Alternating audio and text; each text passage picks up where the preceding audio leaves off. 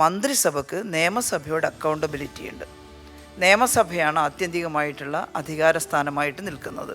ഈ നിയമസഭാ കമ്മിറ്റികൾ രഹസ്യമായി ചേരണം എന്നാണ്. നമ്മുടെ കമ്മിറ്റീസിൻ്റെ ഫങ്ഷൻ വളരെ ഇന്നെഫക്റ്റീവായിട്ടാണ് അല്ലെങ്കിൽ ഇന്നെഫിഷ്യൻ്റ് ആയിട്ടാണ് പോകുന്നതെന്ന് നമ്മൾ പറഞ്ഞാൽ അത് ശരിയായിരിക്കുമോ? വളരെ എക്സ്പീരിയൻസ് ഉള്ള MLA കൃത്യമായിട്ട് നിയമസഭാ സമിതികളിൽ പങ്കെടുക്കുന്നത് കാണാറുണ്ട്. എന്നാൽ പുതുതായിട്ട് വന്ന MLA പലരും പെട്ടെന്ന് ഓടി വന്ന് പെട്ടെന്ന് പോകുന്നതും കാണാറുണ്ട്. ചില അംഗങ്ങൾ നന്നായി പഠിച്ച് തയ്യാറായിട്ട് വരും, ചില അംഗങ്ങൾ അത്രത്തോളം ഇടപെടാറില്ല. ഇടപെടണം എന്നുള്ളതാണ്. അപ്പോൾ അതിൽ വരുന്ന ഒരു പരാതി എന്ന് പറയുന്നത് 6 വർഷം 7 വർഷം മുമ്പുള്ള പരാതിയാണ്, 10 വർഷം മുമ്പുള്ള പരാതി വരെയുണ്ട്. ഇന്നത്തേക്ക് കൂടി തുടരുന്ന ചില പ്രശ്നങ്ങൾ ഉണ്ടാകും. അത് നമ്മളപ്പാട് ഫുൾ സ്റ്റോപ്പ് ഇടാൻ കഴിയാത്തതുണ്ടാവും. അതേതാണെന്ന് വിവേചിച്ചറിയാനുള്ള കഴിവ് നിയമസഭാ കമ്മിറ്റിക്കുണ്ട്. ഗവൺമെൻറ് ഒരു ഭാഗത്ത് മാറ്റം ഉണ്ടാക്കിയാലും അറിയാത്ത MLA അതെപ്പോൾ സംഭവിച്ചു എന്ന് ചോദിക്കുന്നവരുണ്ട്. നിയമനിർമ്മാണമാണ് MLAയെ സംബന്ധിച്ചിടത്തോളം വളരെ പ്രധാനപ്പെട്ട കാര്യം. കൃത്യമായ ഒരു തീരുമാനമെടുക്കുന്നതിൽ പലപ്പോഴും നമ്മൾ കോമ്പീറ്റൻസി പ്രകടിപ്പിക്കുന്നില്ല എന്നുള്ളതൊരു വസ്തുതയാണ്. റിസൾട്ട് ഉണ്ടാക്കുക എന്നുള്ളത് തന്നെയാണ് നിയമസഭാ കമ്മിറ്റിയുടെ ഉത്തരവാദിത്തം.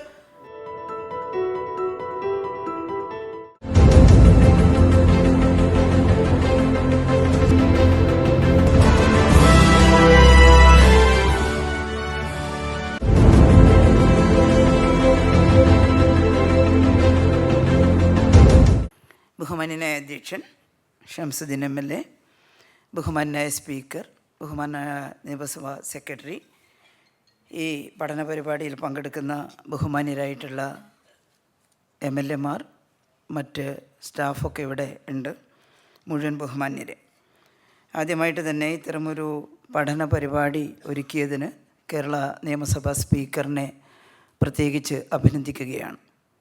തുടർച്ചയായിട്ടുള്ള പഠന പ്രക്രിയയിലൂടെ മാത്രമേ ജനാധിപത്യപരമായിട്ടുള്ള ഭരണ പ്രക്രിയ അനുസ്യൂതമായി ഏറ്റവും നല്ല രീതിയിൽ നടക്കുകയുള്ളൂ എന്ന് നമുക്കറിയാം. നമ്മുടെ പല തിരക്കുകൾക്കിടയിലും പഠിക്കാനുള്ള സമയം നമ്മൾ കണ്ടെത്തുന്നില്ല, നമ്മൾ ഓരോരുത്തരും എന്നുള്ളത് എല്ലാവർക്കും അറിയുന്ന കാര്യമാണ്. കൂട്ടത്തിൽ ചിലർ വളരെ ഭംഗിയായി നിയമസഭാ നടപടിക്രമങ്ങളൊക്കെ പഠിച്ച് ഇടപെടുന്ന MLA. എന്നാൽ എല്ലാവർക്കും അത്രത്തോളം സമയം കിട്ടാത്തൊരവസ്ഥയും പലരും ചൂണ്ടിക്കാണിക്കാറുണ്ട്. പക്ഷേ നിയമസഭാ നടപടിക്രമങ്ങൾ കൃത്യമായി മനസ്സിലാക്കി ഇടപെട്ടുകൊണ്ട് പ്രവർത്തിച്ചാൽ മാത്രമേ നമ്മുടെ ഭരണപ്രക്രിയ ഭംഗിയായിട്ട് നടക്കുകയുള്ളൂ എന്ന് നമുക്കറിയാം. ലോകത്തിൽ പലതരത്തിലുള്ള ഭരണക്രമങ്ങളുണ്ട്. പാർലമെൻ്ററി ജനാധിപത്യമുണ്ട്, രാജവാഴ്ച ഇന്നും ചില ഭാഗങ്ങളിലെങ്കിലുമുണ്ട്, അതുപോലെ തന്നെ പ്രസിഡൻഷ്യൽ ഭരണ സംവിധാനമുണ്ട്. അമേരിക്കയിലൊക്കെ പ്രസിഡൻഷ്യൽ ഭരണരീതിയാണ്. UK ജനാധിപത്യപരമായ പാർലമെൻ്ററി ഡെമോക്രസിയാണ് അവർ അംഗീകരിച്ചിട്ടുള്ളത്. നമ്മളും ഏകദേശം UK അനുകരിച്ചുകൊണ്ട് പൂർണ്ണമായിട്ടല്ലെങ്കിലും ചില കാര്യങ്ങളെല്ലാം UK നിന്ന് നമുക്ക് പകർത്താൻ കഴിഞ്ഞിട്ടുണ്ട്. പാർലമെൻ്ററി ഡെമോക്രസിയുടെ ചില വശങ്ങൾ. നമ്മുടെ രാജ്യം സ്വതന്ത്രമായി ഭരണഘടന നിർമ്മിക്കുന്ന സമയത്ത് ഇതൊരു ഡെമോക്രാറ്റിക് കൺട്രി ആയിട്ട് നിലനിൽക്കണമെന്നാണ് ആഗ്രഹിച്ചത്. അതുകൊണ്ട് തന്നെ പാർലമെൻ്ററി ഡെമോക്രസി ഇന്ത്യ രാജ്യത്തെ സംബന്ധിച്ചിടത്തോളം ഭരണപ്രക്രിയയുടെ നെടുംതൂണായിട്ട് നിൽക്കുന്നു. അപ്പോൾ ആ ഭരണ സംവിധാനത്തെ ഏറ്റവും നന്നായിട്ട് ചലിപ്പിക്കുക എങ്ങനെയാണ്, അതിൻ്റെ പാർലമെൻ്ററി സംവിധാനം ഫലപ്രദമായിട്ട് ഉപയോഗപ്പെടുത്തിയാലേ അതിന് കഴിയുള്ളൂ. അതുകൊണ്ടാണ് അസംബ്ലിയും അതിൻ്റെ നടപടിക്രമങ്ങളും വളരെ ചിട്ടയോടുകൂടി ജനകീയമായി നടക്കണമെന്ന് നമ്മൾ പറയുന്നത്. കേരള നിയമസഭയിൽ 140 MLA. നമ്മളെക്കാൾ കൂടുതൽ MLA നിയമസഭകളും ഇന്ത്യയിലുണ്ട്. ഇത്രയേറെ അംഗങ്ങൾ ഒരുമിച്ച് ചേർന്ന് ഒരു നാടിൻ്റെ, ഒരു സ്റ്റേറ്റിൻ്റെ ഭരണം നിർവഹിക്കുന്നു. പാർലമെൻറ്റ് അംഗങ്ങളെല്ലാം ചേർന്ന് രാജ്യത്തിൻ്റെ ഭരണം നിർവഹിക്കുന്നു എന്നുള്ളതാണ്. അപ്പോൾ ഈ ജനങ്ങളുടെ ജനകീയ പ്രശ്നങ്ങളും അതിൻ്റെ മേലെയുള്ള തീരുമാനങ്ങളും നിയമനിർമ്മാണങ്ങളും ഒക്കെ ഫലപ്രദമായിട്ട് നടപ്പിലാക്കാൻ ചിലപ്പോൾ ഒരു വലിയ ബോഡി, ഒരു വലിയ അംഗസംഖ്യയുള്ള നിയമസഭ കുറച്ച് നാൾ സമ്മേളിക്കുമ്പോൾ പൂർണ്ണമായിട്ടതെല്ലാം നടപ്പിലാക്കാൻ കഴിഞ്ഞു എന്ന് വരില്ല. അതുകൊണ്ടാണ് നിയമസഭയുടെ ഒരു മിനി പതിപ്പ് ഓരോ വിഷയങ്ങളും കൈകാര്യം ചെയ്യാൻ ചില പ്രത്യേക വിഷയങ്ങളിൽ ഊന്നൽ നൽകി ചർച്ച ചെയ്ത് ഭരണ നടപടിക്രമങ്ങൾ ഊർജിതമാക്കാൻ ഒരു പ്രത്യേക സംവിധാനങ്ങൾ ഉണ്ടാകണം എന്ന് പാർലമെൻ്ററി ഡെമോക്രസിയിൽ തീരുമാനമുണ്ടായത്. അത് UK ഉണ്ടായിട്ടുണ്ട്, അതുപോലെ തന്നെ നമ്മുടെ കേരളത്തിലും ഇന്ത്യയുടെ പാർലമെൻറ്റിലും ഒക്കെ ഉണ്ടായിട്ടുണ്ട്. അതുകൊണ്ടാണ് നിയമസഭാ സമിതികൾ രൂപീകരിക്കാൻ ഇടയായത്. ഇത് നമ്മുടെ എങ്ങനെയാണ് നമ്മൾ പാർലമെൻ്ററി ഡെമോക്രസിയിലേക്ക് എത്തിച്ചേർന്നത് എന്ന് കേരളത്തിൻ്റെ ചരിത്രമുണ്ട്. ആ ചരിത്രം നമ്മൾ വ്യക്തമായിട്ട് പഠിക്കുന്നുമുണ്ട്. അപ്പോൾ ഇന്നത്തെ 47 ശേഷം 50, അതുപോലെ തന്നെ 57, 56 ഇതൊക്കെ നിർണായകമായിട്ടുള്ള വർഷങ്ങളാണ്. ഭരണഘടന അഡോപ്റ്റ് ചെയ്തത്, അതിനുശേഷം കൃത്യമായിട്ട് സംസ്ഥാന തലത്തിൽ ലിംഗ്വിസ്റ്റിക് സ്റ്റേറ്റുകൾ രൂപം കൊണ്ടത്, ഓരോ സംസ്ഥാനത്തിനും അതിൻ്റെ നിയമസഭകൾ നിലവിൽ വന്നത്, ഇതെല്ലാം നമ്മുടെ മുന്നിലുണ്ട്. അപ്പോൾ ആ നിയമസഭകൾ ഫലപ്രദമായി പ്രവർത്തിക്കണമെങ്കിൽ കുറച്ചുകൂടി ചെറിയ കമ്മിറ്റികൾ, കമ്മിറ്റി എന്നുള്ള വാക്ക് തന്നെ പറയുന്നത് ഒരു ലാറ്റിൻ വേർഡിൽ നിന്ന് വന്നതാണ്, കുമ്മിറ്ററേ. അതായത് കുറേ ആളുകൾ കൂടി ഒരു കാര്യം ചെയ്യുമ്പോൾ അത് ഫലപ്രദമായി ചെയ്യാൻ അതിൽ നിന്ന് കുറച്ച് പേരെ പ്രത്യേക ആവശ്യങ്ങൾക്ക് ചുമതലപ്പെടുത്തുക, അതാണ് കമ്മിറ്റി. ഇനി ഏത് വിഭാഗത്തിൽപ്പെട്ട പാർട്ടികളുടെ കമ്മിറ്റി ആയാലും വേണ്ടില്ല, അതുപോലെ നിയമസഭാ കമ്മിറ്റി ആയാലും വേണ്ടില്ല, ഒരുപാട് ആളുകൾ ചേർന്ന് നിർവഹിക്കേണ്ടുന്ന ഉത്തരവാദിത്തങ്ങൾ അത് വളരെ കോൺക്രീറ്റായി വളരെ കൃത്യനിഷ്ഠയോടെ നിർവഹിക്കാൻ വ്യത്യസ്ത ആവശ്യങ്ങൾക്ക് ഒരു പ്രത്യേക സമിതിയെ, തിരഞ്ഞെടുക്കപ്പെട്ട കുറച്ച് പേരെ ചുമതലപ്പെടുത്തുക. അങ്ങനെയാണ് കമ്മിറ്റി എന്നുള്ള നിലയിൽ നമ്മൾ പ്രവർത്തിക്കാൻ ഇടയാവുന്നത്. നിയമസഭയുടെ കമ്മിറ്റിയും അങ്ങനെ തന്നെയാണ് പ്രവർത്തിക്കുന്നത് എന്ന് നമുക്ക് കാണാം. ഇതിൽ നമ്മുടെ ഭരണഘടനയിൽ എങ്ങനെയാണ് ഒരു പാർലമെൻ്ററി ഡെമോക്രസി കൃത്യമായിട്ട് ഫങ്ഷൻ ചെയ്യേണ്ടത് എന്ന് ഭരണഘടനയുടെ ആർട്ടിക്കിളിൽ വ്യക്തമാക്കിയിട്ടുണ്ട്. സംസ്ഥാനത്തിൻ്റെ ഭരണത്തെക്കുറിച്ചും ഉണ്ട്. ഭരണഘടനയുടെ ആർട്ടിക്കിൾ 154(1) അനുസരിച്ച് സംസ്ഥാനത്തിൻ്റെ അധികാരം ഗവർണറിൽ നിക്ഷിപ്തമാണ്. ഇത് വളരെ വലിയ ചർച്ചകൾക്കിടയാക്കിയിട്ടുള്ളൊരു കാര്യമാണ്. അടുത്ത കാലത്ത് പ്രത്യേകിച്ചും ഗവർണർമാർക്ക് എത്രത്തോളം സംസ്ഥാന ഭരണത്തിൽ ഇടപെടാൻ സാധ്യതയുണ്ട്, പാടുണ്ട് എന്നുള്ളതിനെക്കുറിച്ച് ചർച്ച ചെയ്തിട്ടുണ്ട്. അങ്ങനെ പറയുമ്പോഴും ഗവർണർ പദവിയെക്കുറിച്ചെല്ലാം വലിയ ചർച്ച നടക്കുന്നുണ്ട്. അതിനിയും തുടരണം. ഇങ്ങനെ ഒരു ഗവർണർ പദവി അത് ഇന്നത്തെ പാർലമെൻ്ററി ഡെമോക്രസിയിൽ എത്രത്തോളം ഫലപ്രദമാവും, അല്ലെങ്കിൽ അത് ആവശ്യമുണ്ടോ എന്നെല്ലാമുള്ള ചർച്ചകൾ, തുടർച്ചയായിട്ടുള്ള ചർച്ചകളും പരിഷ്കാരങ്ങളുമാണ് പാർലമെൻ്ററി ജനാധിപത്യത്തെ കൂടുതൽ സമ്പുഷ്ടമാക്കുന്നത് നമുക്കറിയാം.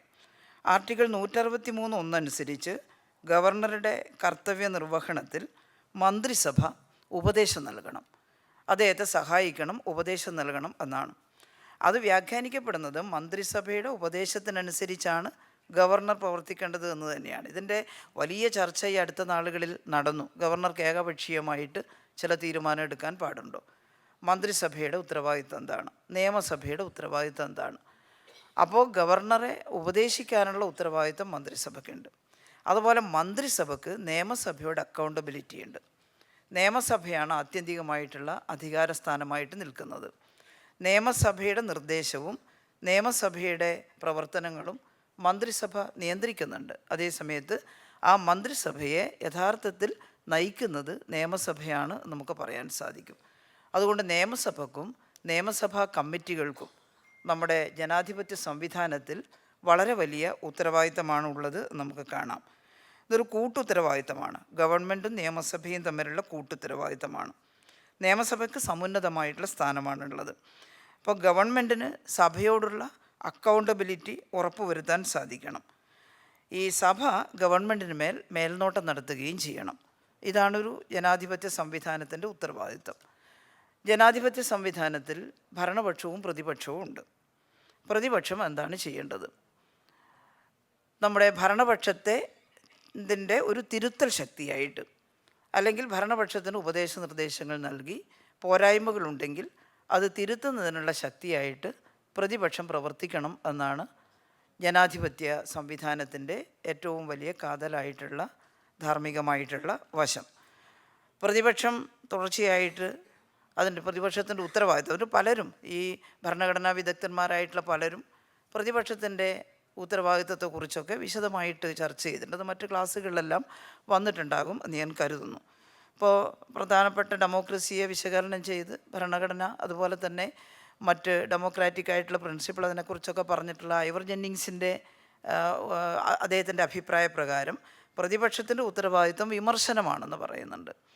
പ്രതിപക്ഷം മറ്റൊരു പകരം ഗവൺമെൻറ് അല്ല, പക്ഷേ ഈ ഗവൺമെൻറ്റിൻ്റെ ഒരു തിരുത്തൽ ശക്തിയായിട്ട് നിലകൊള്ളുന്നതാണെന്ന് പറയുന്നുണ്ട്.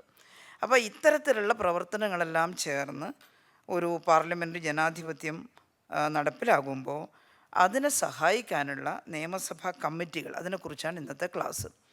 ഇപ്പോൾ ഇടയ്ക്ക് ഇടപെട്ടാൽ എനിക്കറിയാം, നന്നായിട്ട് ഇത്തരം കാര്യങ്ങൾ എന്നേക്കാൾ നന്നായിട്ട് അറിയുന്ന ആളുകളാണ് ഈ ക്ലാസ്സിലിരിക്കുന്ന MLA മാർ.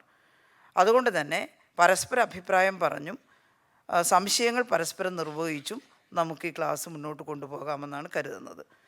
ഇത് എടുക്കുന്ന ക്ലാസ്സുകളുടെ കൂട്ടത്തിൽ എനിക്ക് തോന്നുന്നു ഏറ്റവും ലളിതമായിട്ടുള്ള ക്ലാസ്സായിരിക്കും. പക്ഷേ ഏറ്റവും പ്രധാനപ്പെട്ട ക്ലാസ്സാണെന്ന് നമുക്ക് പറയാം. കാരണം നമ്മുടെ നിയമസഭയുടെ നടത്തിപ്പ് സംബന്ധിച്ചാണ് ഈ ക്ലാസ്സിൽ പറയുന്നത്. നിയമസഭാ സമിതികളാണ് ഗവൺമെൻറ്റിൻ്റെ നടത്തിപ്പിന് ഉത്തരവാദികളായിട്ടുള്ള ആളുകൾ. ആ സമിതികളെക്കുറിച്ചാണ് നമ്മൾ പറയുന്നത്. അതുപോലെ തന്നെ ഈ പാർലമെൻ്ററി സംവിധാനത്തിൻ്റെ വിജയത്തിന് എക്സിക്യൂട്ടീവിൻ്റെ പ്രവർത്തനം വളരെ വളരെ വലുതാണ്. എക്സിക്യൂട്ടീവ്, ബ്യൂറോക്രസി, അതുപോലെ തന്നെ പാർലമെൻറ്റിൻ്റെ നമുക്ക് എല്ലാവരും നമ്മളെപ്പോഴും പറയുന്നതാണല്ലോ, ലെജിസ്ലേച്ചറും എക്സിക്യൂട്ടീവും ജുഡീഷ്യറിയും എല്ലാം തുല്യമായിട്ട് ഉത്തരവാദിത്തം നിർവഹിക്കുമ്പോഴേ നല്ല ഡെമോക്രസി ഉണ്ടാവുകയുള്ളൂ എന്നുള്ളത്. ആ എക്സിക്യൂട്ടീവിനെ ചലിപ്പിക്കാൻ കൂടി നമ്മുടെ ഈ കമ്മിറ്റികൾക്ക് പ്രത്യേകിച്ച് പങ്കുണ്ട് എന്നുള്ളതാണ് നമ്മൾ കാണുന്നത്. അപ്പോൾ ഇതിൽ നേരത്തെ ബഹുമാന്യനായിട്ടുള്ള അധ്യക്ഷൻ സംസാരിക്കുന്ന സമയത്ത് നമ്മുടെ അസംബ്ലിയുടെ നടപടിക്രമങ്ങളെക്കുറിച്ച് പറഞ്ഞിട്ടുണ്ട്.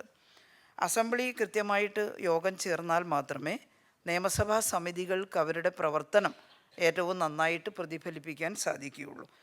അതിൽ സാധാരണ പറയാറ് 100-ൽ കൂടുതൽ അംഗങ്ങളുള്ള അസംബ്ലികൾ ഒരു 80-100 ദിവസമെങ്കിലും 80 മുതൽ 100 ദിവസമെങ്കിലും യോഗം ചേരണം എന്നാണ് പറയുന്നത്, സമ്മേളിക്കണം എന്നാണ് പറയാറ്. പക്ഷേ ഏറ്റവും കൂടുതൽ സമ്മേളിക്കുന്ന കേരള നിയമസഭ പോലും ഒരു 50 മുതൽ 70 വരെ ശരാശരി, ഇവിടെ 80 ദിവസമൊക്കെ ചേർന്നിട്ടുള്ള സമയം ഉണ്ടായിരിക്കാം, പക്ഷേ 50 മുതൽ 70 വരെ ദിവസങ്ങളാണ് ശരാശരി യോഗം ചേർന്നിട്ടുള്ളതെന്ന് കാണണം. അപ്പോൾ നിയമസഭ ചേരുന്ന ദിവസം വർദ്ധിപ്പിച്ചാൽ മാത്രമേ ഈ പാർലമെൻ്ററി കമ്മിറ്റികളുടെ, അസംബ്ലി കമ്മിറ്റികളുടെ പ്രവർത്തനത്തിനും കൂടുതൽ വ്യക്തത ഉണ്ടാവുകയുള്ളൂ, അംഗീകാരം ഉണ്ടാവുകയുള്ളൂ എന്ന് നമ്മൾ കാണണം. ഇതിൽ നമ്മുടെ ലെജിസ്ലേറ്റീവ് കൗൺസിലിൻ്റെ അല്ലെങ്കിൽ അസംബ്ലിയുടെ ഒരു ചരിത്രം ചരിത്രം ഒരുപാട് ഇവിടെ പറയേണ്ട കാര്യമില്ല.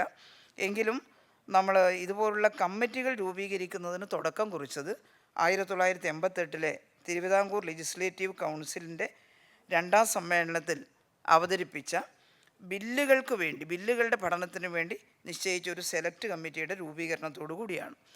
അപ്പോൾ 47-ന് മുമ്പ് തിരുവിതാംകൂർ, കൊച്ചിയായിട്ട് പിന്നീട് രൂപം കൊണ്ടു, മലബാർ ഉണ്ടായിരുന്നു. ഇതെല്ലാം കൂടി ചേർന്നിട്ടാണ് ഒരു ഐക്യ കേരളം രൂപം കൊള്ളുന്നത്. 49ഓടുകൂടി ഐക്യ കേരളം രൂപം കൊള്ളുന്നത്. ഐക്യ കേരളം രൂപം കൊള്ളുന്നതിന് മുമ്പ് തന്നെ ഇത്തരത്തിലുള്ള ലെജിസ്ലേച്ചർ കമ്മിറ്റികൾ രൂപീകരിക്കേണ്ടുന്നതിൻ്റെ ആവശ്യകതയെക്കുറിച്ച് ചർച്ച നടന്നിരുന്നു. അത്തരത്തിലുള്ള കമ്മിറ്റികൾ രൂപീകരിക്കാൻ തുടങ്ങിയിരുന്നു എന്നുള്ളത് നമ്മൾ കാണണം.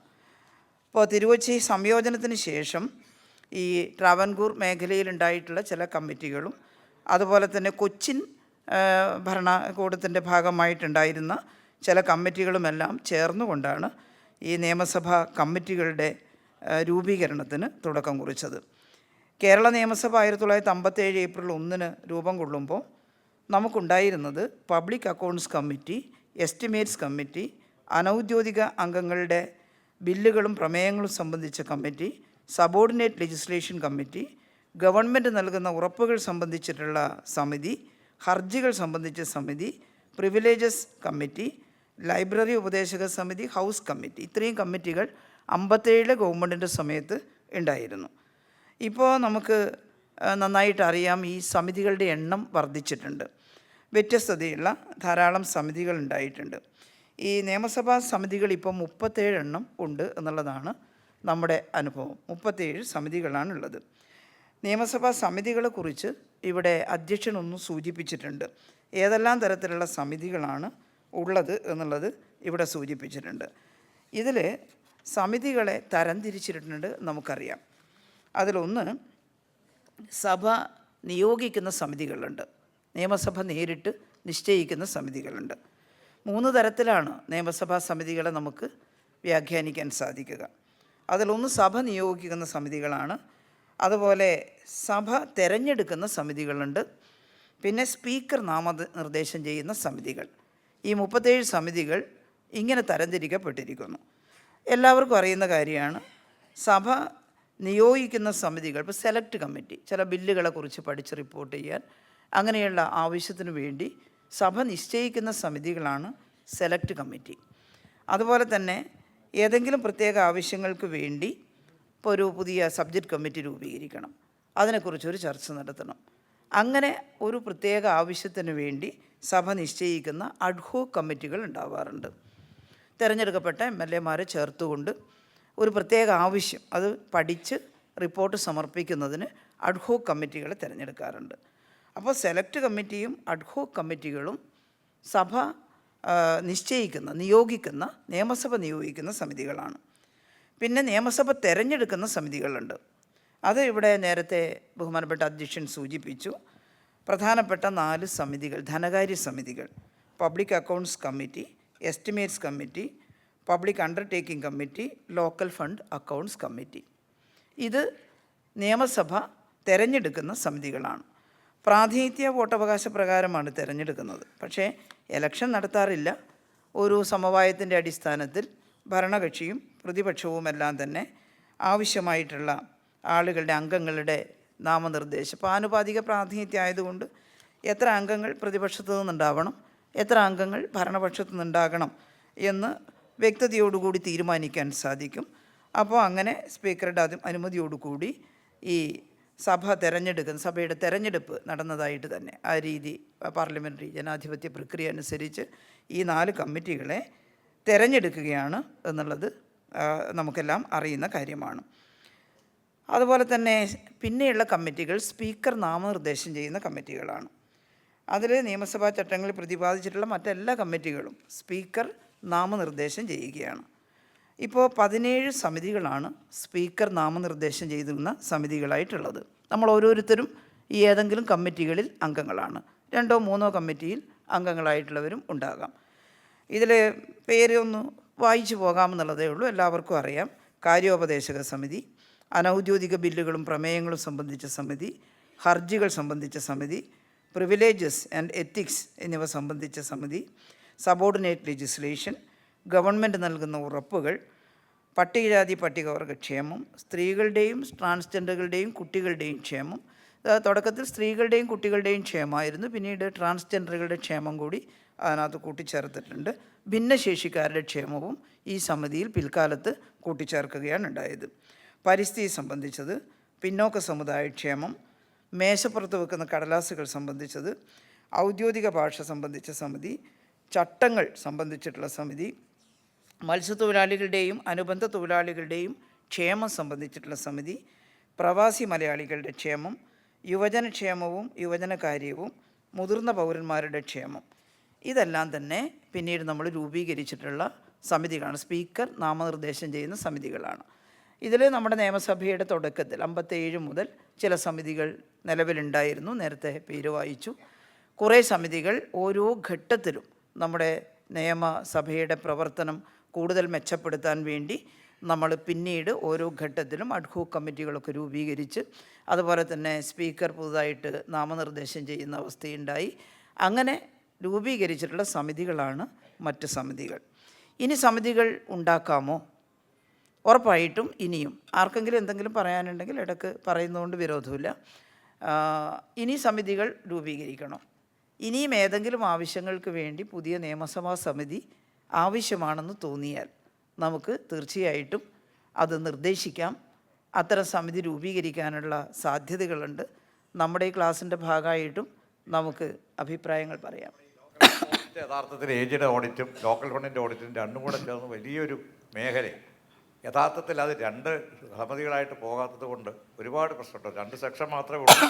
പക്ഷേ നമ്മൾ 2013 തൊട്ട് ഇങ്ങോട്ട് ബാക്ക്ലോഗ് കിടക്കുകയാണ്.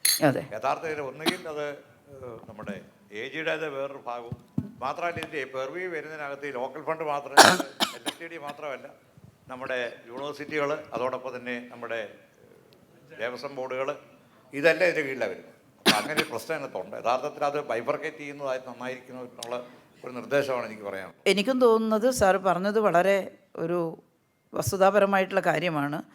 കാരണം ഇത്രയേറെ ലോക്കൽ ഗവൺമെൻറ്റിൻ്റെ പ്രവർത്തനങ്ങളെക്കുറിച്ച് ഒരു സമിതിക്ക് അവലോകനം ചെയ്യാൻ സാധിക്കുക എന്നുള്ളത് പ്രയാസകരമായിട്ട് അനുഭവപ്പെടുന്നത് കൊണ്ടാണ് പ്രൊഫസർ ആ കാര്യം പറഞ്ഞിട്ടുള്ളത്.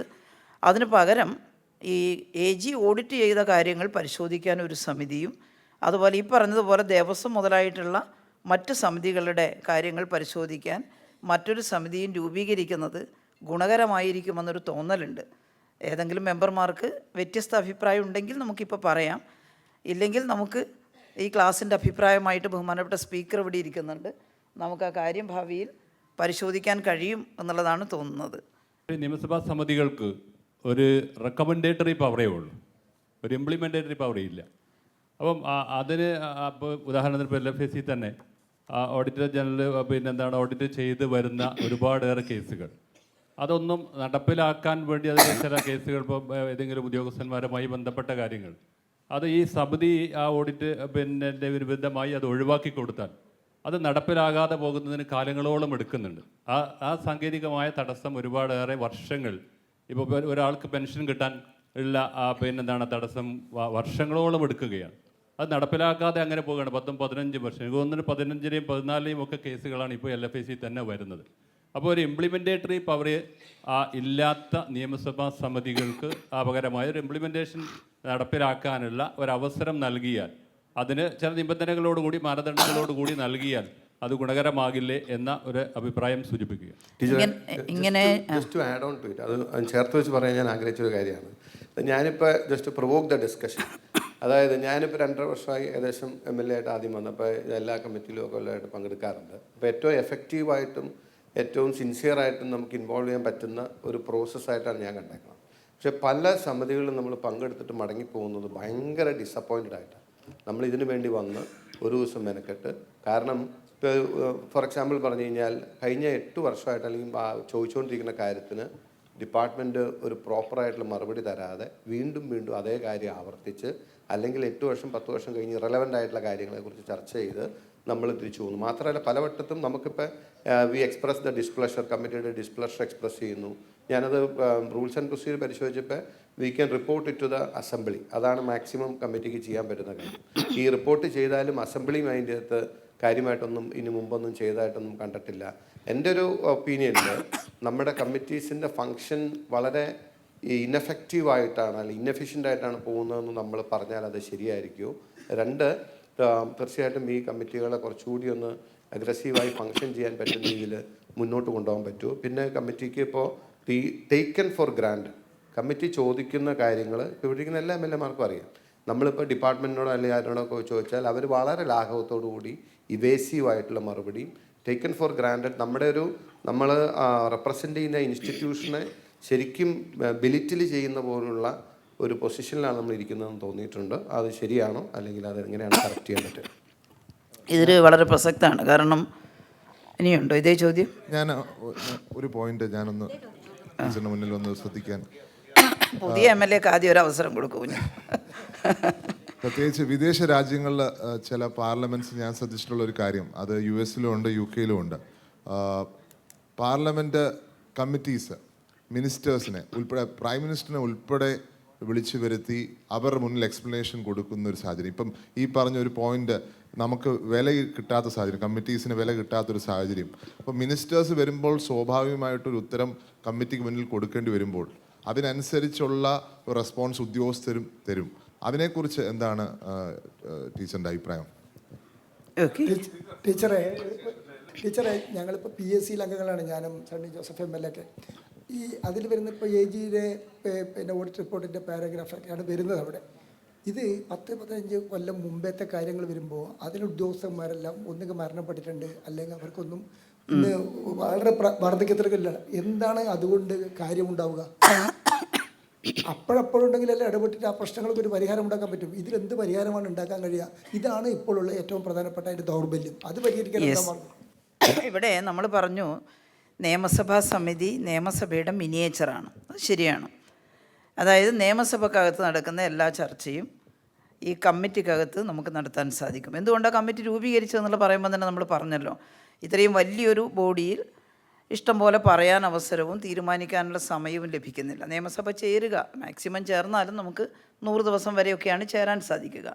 അപ്പോൾ അങ്ങനെ ചേർന്നാലും ഇത്രയും ബൃഹത്തായിട്ടുള്ള പ്രശ്നങ്ങൾ അത് മുഴുവൻ ചർച്ച ചെയ്തൊരു തീരുമാനത്തിലേക്ക് എത്താൻ അവിടെ സമയം ലഭിക്കില്ല, അത് ഫലപ്രദമാവില്ല. അതുകൊണ്ടാണ് അതിൻ്റെ ഒരു മിനിയേച്ചർ പതിപ്പായിട്ടുള്ള കമ്മിറ്റി. നേരത്തെ അധ്യക്ഷൻ പറയുമ്പോൾ പറഞ്ഞു ഇവിടെ ടൈം ലിമിറ്റ് ഇല്ല, ഇവിടെ ഭരണപ്രതിപക്ഷ വ്യത്യാസത്തിൽ മിക്കവാറും മീഡിയ ഇല്ലാത്തതുകൊണ്ട് അതങ്ങനെ തന്നെയാണ് വ്യാഖ്യാനിച്ചത്. മീഡിയ ഒന്നുമില്ല, അതുകൊണ്ട് ഇത് രഹസ്യമാണ്. അപ്പോൾ അവിടെ ഭരണപക്ഷവും പ്രതിപക്ഷവും തമ്മിലുള്ള ഒരു വലിയ മത്സരത്തിൻ്റെ ആവശ്യം വരുന്നില്ല. എന്നാൽ അഭിപ്രായ വ്യത്യാസമുണ്ട്, അഭിപ്രായ വ്യത്യാസമൊക്കെ പറയാൻ സാധിക്കും.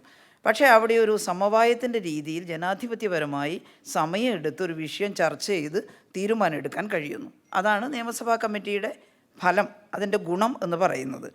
അപ്പോൾ ഈ കമ്മിറ്റിയെക്കുറിച്ച് ഇപ്പം ഇവിടെ പറഞ്ഞിട്ടുള്ള പലരും പറഞ്ഞത് ഇതിനെ ഒരു ഇംപ്ലിമെൻറ്റേറ്ററി ആയിട്ടുള്ള ഒരു തീരുമാനം എടുക്കാൻ, നടപ്പിലാക്കാൻ അത് നിയമസഭയാണ് പരമാധികാരം. നിയമസഭ തന്നെ തീരുമാനിക്കേണ്ടതായിട്ടുണ്ട്. ഇപ്പോൾ പ്രൊഫസർ JR മല്ലറി ഈ ഡെമോക്രാറ്റിക് ആയിട്ടുള്ള കാര്യങ്ങളെക്കുറിച്ച് നിയമസഭയെക്കുറിച്ചൊക്കെ പഠിച്ച് പ്രൊഫസർ പറഞ്ഞിട്ടുള്ളത്, the committee is not a court, it does not have legal power, its power is essentially to persuade. അതാണ് നിയമസഭയെ പെർസ്വേഡ് ചെയ്യാനുള്ള, നിയമസഭയെ കൊണ്ട് തീരുമാനം എടുപ്പിക്കാനുള്ള ഒരു സമിതിയാണ് നിയമസഭാ സമിതി. നിയമസഭാ സമിതിക്ക് സ്വയം തീരുമാനം എടുക്കാൻ പറ്റില്ല, കാരണം ഒരുപാട് നിയമസഭാ സമിതികളുണ്ട്, എല്ലാം ചേരുന്നതാണ് സഭ. അപ്പോൾ ചില കാര്യങ്ങൾ നിയമസഭാ സമിതി അത് തീരുമാനമാക്കണമെന്ന് തോന്നുന്നതും നിയമസഭയുടെ തീരുമാനമായിട്ട് തന്നെ വരണം, അല്ലെങ്കിൽ അതൊരു ഫ്രാഗ്മെൻറ്റ്സ് ആയിട്ട് പോകും. അപ്പോൾ ഡെമോക്രസിയുടെ ഒരു കേന്ദ്രീകൃതമായിട്ടുള്ളൊരവസ്ഥയുമാണ്. ഡീസെൻട്രലൈസേഷൻ മാത്രമല്ല, കേന്ദ്രീകൃതമായിട്ട് ചില തീരുമാനങ്ങൾ എടുക്കേണ്ടതായിട്ടുണ്ട്. അപ്പോൾ അതുകൊണ്ട് തന്നെ നിയമസഭാ കമ്മിറ്റിക്ക് ഓരോന്നിനും ഒരു തീരുമാനം എടുക്കുക എന്നുള്ളിടത്തേക്ക് എത്താൻ സാധിക്കില്ല. വിളിച്ചു വരുത്താവുന്നത് ആരൊക്കെ? ഇപ്പോൾ ബഹുമാന്യനായിട്ടുള്ള ചാണ്ടി ഉമ്മൻ പറഞ്ഞു, മറ്റ് ചില രാജ്യങ്ങളിൽ മന്ത്രിമാരെ വിളിച്ചു വരുന്നു. നമ്മൾ അത്രത്തോളം മന്ത്രിമാർ തന്നെയാണ് ചില നിയമസഭാ കമ്മിറ്റികളുടെ ചെയർമാനായിട്ട് വരുന്നത്. നമ്മൾ കൊടുക്കുന്ന റിപ്പോർട്ട് മന്ത്രിമാർ തന്നെയാണ് പരിശോധിക്കേണ്ടത്. പക്ഷേ പ്രശ്നം എന്താണെന്ന് വെച്ചാൽ അത് നിയമസഭയ്ക്ക് കൃത്യസമയത്ത് ഇംപ്ലിമെൻ്റ് ചെയ്യാൻ പറ്റുന്നില്ല. ചിലപ്പോൾ റിപ്പോർട്ട് കൊടുത്താൽ, അതിനെക്കുറിച്ച് നമ്മൾ അവസാനം പറയുന്നുണ്ട്, ഒരു നിയമസഭാ കമ്മിറ്റി റിപ്പോർട്ട് കൊടുത്താൽ അതിൻ്റെ ശുപാർശകൾ, നിർദ്ദേശങ്ങൾ അത് അംഗീകരിച്ച് ഇങ്ങോട്ട് കിട്ടുന്നില്ല എന്നുള്ളതാണ്. ഒരിക്കലും അപൂർവം ചിലപ്പോഴാണ് നിയമസഭാ സമിതിയുടെ റിപ്പോർട്ടുകൾ സഭ ചർച്ച ചെയ്യുന്നുമില്ല. അധ്യക്ഷൻ ഇവിടെ ചൂണ്ടിക്കാണിച്ചു, ഏതെങ്കിലും 1-2 ദിവസമെങ്കിലും നിയമസഭാ സമിതികളുടെ റിപ്പോർട്ട് ചർച്ച ചെയ്യാൻ അവസരം ഉണ്ടാകണം. അങ്ങനെ ചർച്ച ചെയ്ത് നിയമസഭാ സമിതികളുടെ ശുപാർശകൾ ഗവൺമെൻറ് അംഗീകരിക്കുകയും അത് നടപടിക്രമമായിട്ട് വരികയും ചെയ്തിട്ടുള്ള സംഭവങ്ങളുണ്ട്. ഒരുപാട് സംഭവങ്ങൾ അങ്ങനെയുള്ളതുണ്ടായിരുന്നു. ഇപ്പോൾ ഞാൻ വിമൻ ആൻഡ് ചിൽഡ്രൻ കമ്മിറ്റി ചെയർമാനായിരിക്കുന്ന സമയത്ത് ഞങ്ങൾ കൊടുത്തിട്ടുള്ള കുറേ നിർദ്ദേശങ്ങൾ അന്നത്തെ ഗവൺമെൻറ് ചർച്ച ചെയ്ത്, ഇപ്പോൾ KSRTC ബസ്സിൽ സ്ത്രീകൾക്ക് സീറ്റ് സംവരണം തുടങ്ങിയ ലളിതമായ കാര്യങ്ങൾ മുതൽ കുറേ അധികം കാര്യങ്ങൾ ചർച്ച ചെയ്ത് അവസാനം അംഗീകരിച്ചിട്ടുണ്ട്. ഇതിനകത്ത് നമ്മുടെ നോട്ടിൽ തന്നെ അത്തരത്തിലുള്ള ചില അനുഭവങ്ങൾ പറയുന്നുണ്ട്. അപ്പോൾ സമിതിക്ക് എന്തൊക്കെയാണ് ചെയ്യാൻ സാധിക്കുക, സമിതിയുടെ ഉത്തരവാദിത്തങ്ങൾ എന്തൊക്കെയാണ്? അതൊന്ന്, ഗവൺമെൻറ്റിന് സഭയോടുള്ള അക്കൗണ്ടബിലിറ്റി ഉറപ്പുവരുത്താനാണ്. അതായത് നിയമസഭയുടെ സ്വതന്ത്രമായിട്ടുള്ള ജനാധിപത്യപരമായ ഫംഗ്ഷൻ ഉറപ്പുവരുത്തുക. അതുകൊണ്ടാണ് വിമർശനങ്ങളെല്ലാം ചേർത്ത് പുതിയ നിർദ്ദേശങ്ങളും കറക്ഷനുകളും നിയമസഭയുടെ മുമ്പാകെ കൊണ്ടുവരിക എന്നുള്ളതാണ്. പിന്നെ നേരത്തെ പറഞ്ഞതുപോലെ തന്നെ നടപടിക്രമങ്ങൾ പാലിക്കുന്നുണ്ടോ? നമുക്ക് റൂൾസ് ഓഫ് പ്രൊസീജിയർ ഉണ്ട്, നടപടിക്രമങ്ങളുണ്ട്. നിയമസഭാ നടപടിക്രമങ്ങൾ കൃത്യമായിട്ട് പാലിക്കപ്പെടുന്നുണ്ടോ? ഇത് സമിതികളാണ് ശ്രദ്ധയിൽപ്പെടുത്തേണ്ടത്. അത് സമിതിക്ക് സാധിക്കും. തീരുമാനം നടപ്പാക്കാൻ അല്ല, ആ തീരുമാനങ്ങൾ നടപ്പിലാക്കിക്കാൻ നിയമസഭയെ പേഴ്സ്വേഡ് ചെയ്യുക എന്നുള്ളതാണ് സമിതിക്ക് സാധിക്കുന്നത്. അതുപോലെ ഭരണകാര്യങ്ങളിൽ അംഗങ്ങളുടെ പങ്കാളിത്തം. ഇപ്പോൾ അസംബ്ലിയിൽ ചിലപ്പോൾ സംസാരിക്കാൻ സാധിക്കുന്നില്ല, ഭരണത്തെക്കുറിച്ച് ഒരുപാട് സജഷനുണ്ട്, അഭിപ്രായമുണ്ട്. അത് ഈ അംഗങ്ങൾക്ക് സ്വതന്ത്രമായിട്ട് പറയാൻ സാധിക്കുക നിയമസഭാ സമിതിയിലാണ്. എല്ലാ സമിതിയിലും അത്തരം കാര്യങ്ങൾ നടക്കുന്നുണ്ടോ എന്ന് ചോദിച്ചാൽ അത് നമ്മൾ പരിശോധിക്കേണ്ട കാര്യമാണ്. കുറച്ചും കൂടി ഫലപ്രദമായി നമ്മുടെ കമ്മിറ്റികളെ, ചില അംഗങ്ങൾ നന്നായി പഠിച്ച് തയ്യാറായിട്ട് വരും, ചില അംഗങ്ങൾ അത്രത്തോളം ഇടപെടാറില്ല. ഇടപെടണം എന്നുള്ളതാണ്. എന്താ ശാന്ത, ഇതുമായിട്ട് ബന്ധപ്പെട്ടതാണ്. അത് ഒരു കാര്യം സൂചിപ്പിക്കാനുള്ളത്, അപ്പം ഈ സമിതികൾ നമ്മൾ സമ്മൺ ചെയ്യുന്നു, അതുപോലെ തന്നെ വിവരങ്ങൾ ആരായുന്നു.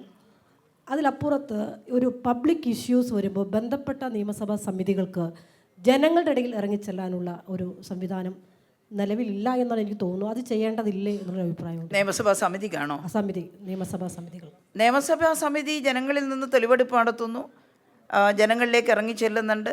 ഏതാണ് ഇഷ്യൂ എന്ന് വെച്ചാൽ അതുമായി ബന്ധപ്പെട്ട് ജനങ്ങളിൽ നിന്ന് അതാണ് പറഞ്ഞു വരുന്നത്. അപ്പോൾ ജനങ്ങളിൽ ചെന്ന് തെളിവെടുപ്പ് നടത്താനുള്ള അധികാരം നിയമസഭാ സമിതിക്കുണ്ട്. അല്ല, നമ്മളൊരു പബ്ലിക് സിറ്റിങ്ങിലൂടെയാണ് സാധാരണ ചെയ്യാറുള്ളത്. ഞാൻ പറയുന്നു, ഇത് അവയർനെസ് എന്ന നിലക്ക് ഒരു പ്രോഗ്രാം കണ്ടക്ട് ചെയ്യാനോ അല്ലെങ്കിൽ ഏതെങ്കിലും ഒരു പ്രത്യേക വിഷയത്തെ അധികരിച്ചുകൊണ്ടുള്ള സാംസ്കാരിക പരിപാടികൾ സംഘടിപ്പിക്കാനോ ആ നിലയിൽ അതാണ് ഞാൻ പറയുന്നത്. മറ്റത് ഒരു ഒഫീഷ്യൽ സിറ്റിങ്ങിൻ്റെ ഭാഗമായിട്ട് നമ്മൾ പ്രത്യേക സ്ഥലം പോയിട്ട് പബ്ലിക് മീറ്റിംഗ് പിന്നെ ആളുകളെ ഇങ്ങോട്ട് വിളിക്കുന്നു, അവരുമായി തെളിവെടുപ്പ് നടത്തുന്നു, ഉദ്യോഗസ്ഥരെ സമ്മൺ ചെയ്യുന്നു, എല്ലാം ഉണ്ട്. പക്ഷേ ഒരു അവയർനെസ് നേരിട്ട് പോയി ഒരു പ്രോഗ്രാം നമുക്ക് ചെയ്യാൻ, ഒരു സാംസ്കാരിക പരിപാടി ആ നിലയിൽ, അതാണ് ഞാൻ കുറേ കൂടി ജനങ്ങളുടെ ഇറങ്ങിച്ചെല്ലുക. യെസ്, നിയമസഭാ സമിതിയുടെ ഉദ്ദേശം അസംബ്ലിയുടെ പ്രൊസീജിയേഴ്സ്, അസംബ്ലിയുടെ നടപടിക്രമങ്ങൾ കൃത്യമായിട്ട് നടപ്പിലാക്കുക എന്നുള്ളതാണ്. അതിന് ഏതെങ്കിലും ഒരു വിഷയമുണ്ടെങ്കിൽ അതിൽ ജനങ്ങളുടെ അഭിപ്രായം, ഇപ്പോൾ ഒരു ബില്ലിൻ്റെ സെലക്ട് കമ്മിറ്റി, ആ ബില്ലിനെ കുറിച്ച് കൃത്യമായിട്ട് അസംബ്ലിക്കകത്ത് നമ്മളെല്ലാം അഭിപ്രായം പറയുന്നുണ്ട്. പക്ഷേ ബഹുജനങ്ങളുടെ അഭിപ്രായം ആരായാൽ നമുക്ക് സിറ്റിംഗ് നടത്താവുന്നതാണ്. അവിടെ വന്ന് അഭിപ്രായം പറയാം, വ്യക്തികളെ സ്വകാര്യമായിട്ട് വിളിച്ചിട്ട് അഭിപ്രായം ആരായാം. അത്രയല്ലാതെ മറ്റ് സാംസ്കാരിക പരിപാടികളോ അല്ലെങ്കിൽ മറ്റ് കാര്യങ്ങൾ, അതിന് ഇഷ്ടം പോലെ മറ്റ് പല ഏജൻസികളുമുണ്ട്. അതിലേക്കൊരു നിയമസഭാ കമ്മിറ്റി പോയാൽ പിന്നെ നമ്മുടെ ഈ പ്രവർത്തനങ്ങൾ വീണ്ടും ചുരുങ്ങും. ഇത്രയൊന്നും നമുക്ക് ചെയ്യാൻ സാധിക്കില്ല. ഉദ്ദേശം ഇതാണ് നിയമസഭാ സമിതിയുടെ. ഗവൺമെൻറ് എടുക്കുന്ന തീരുമാനങ്ങൾ ജനകീയമാകണം, ജനങ്ങളുടെ അഭിപ്രായം കൂടി പ്രതിഫലിക്കണം. അതുകൊണ്ടാണ് ഇത്തരം കമ്മിറ്റികൾ ജനങ്ങളുടെ ഇടയിൽ സിറ്റിംഗ് നടത്തുന്നതും സ്വകാര്യമായിട്ട് ആർക്കെങ്കിലും സ്വകാര്യമായിട്ട് അഭിപ്രായം പറയണം നിയമസഭാ സമിതിയോട് അനുവാദം കൊടുക്കാറുണ്ട്. അതുകൊണ്ട് മറ്റ് സാംസ്കാരിക കലാപരിപാടികൾ നടത്തുക എന്നുള്ളത് നിയമസഭാ സമിതിയെ ചുമതല ഏറ്റെടുത്താൽ ഭരണപരമായിട്ടുള്ള പ്രക്രിയ വീണ്ടും നിർജീവമായിട്ട് വരികയാണ് ചെയ്യുക. ടീച്ചറെ, ഇതിൽ ഒന്നാമത്തെ കാര്യം, നമ്മളൊക്കെ നിയമസഭയിൽ വന്ന ആ സമയത്ത് ഇതേ കാര്യങ്ങൾ തന്നെയായിരുന്നു അറിഞ്ഞിരുന്നത്, എന്ന് വെച്ചാൽ നിയമസഭാ കമ്മിറ്റിയുടെ പ്രാധാന്യത്തെക്കുറിച്ച്.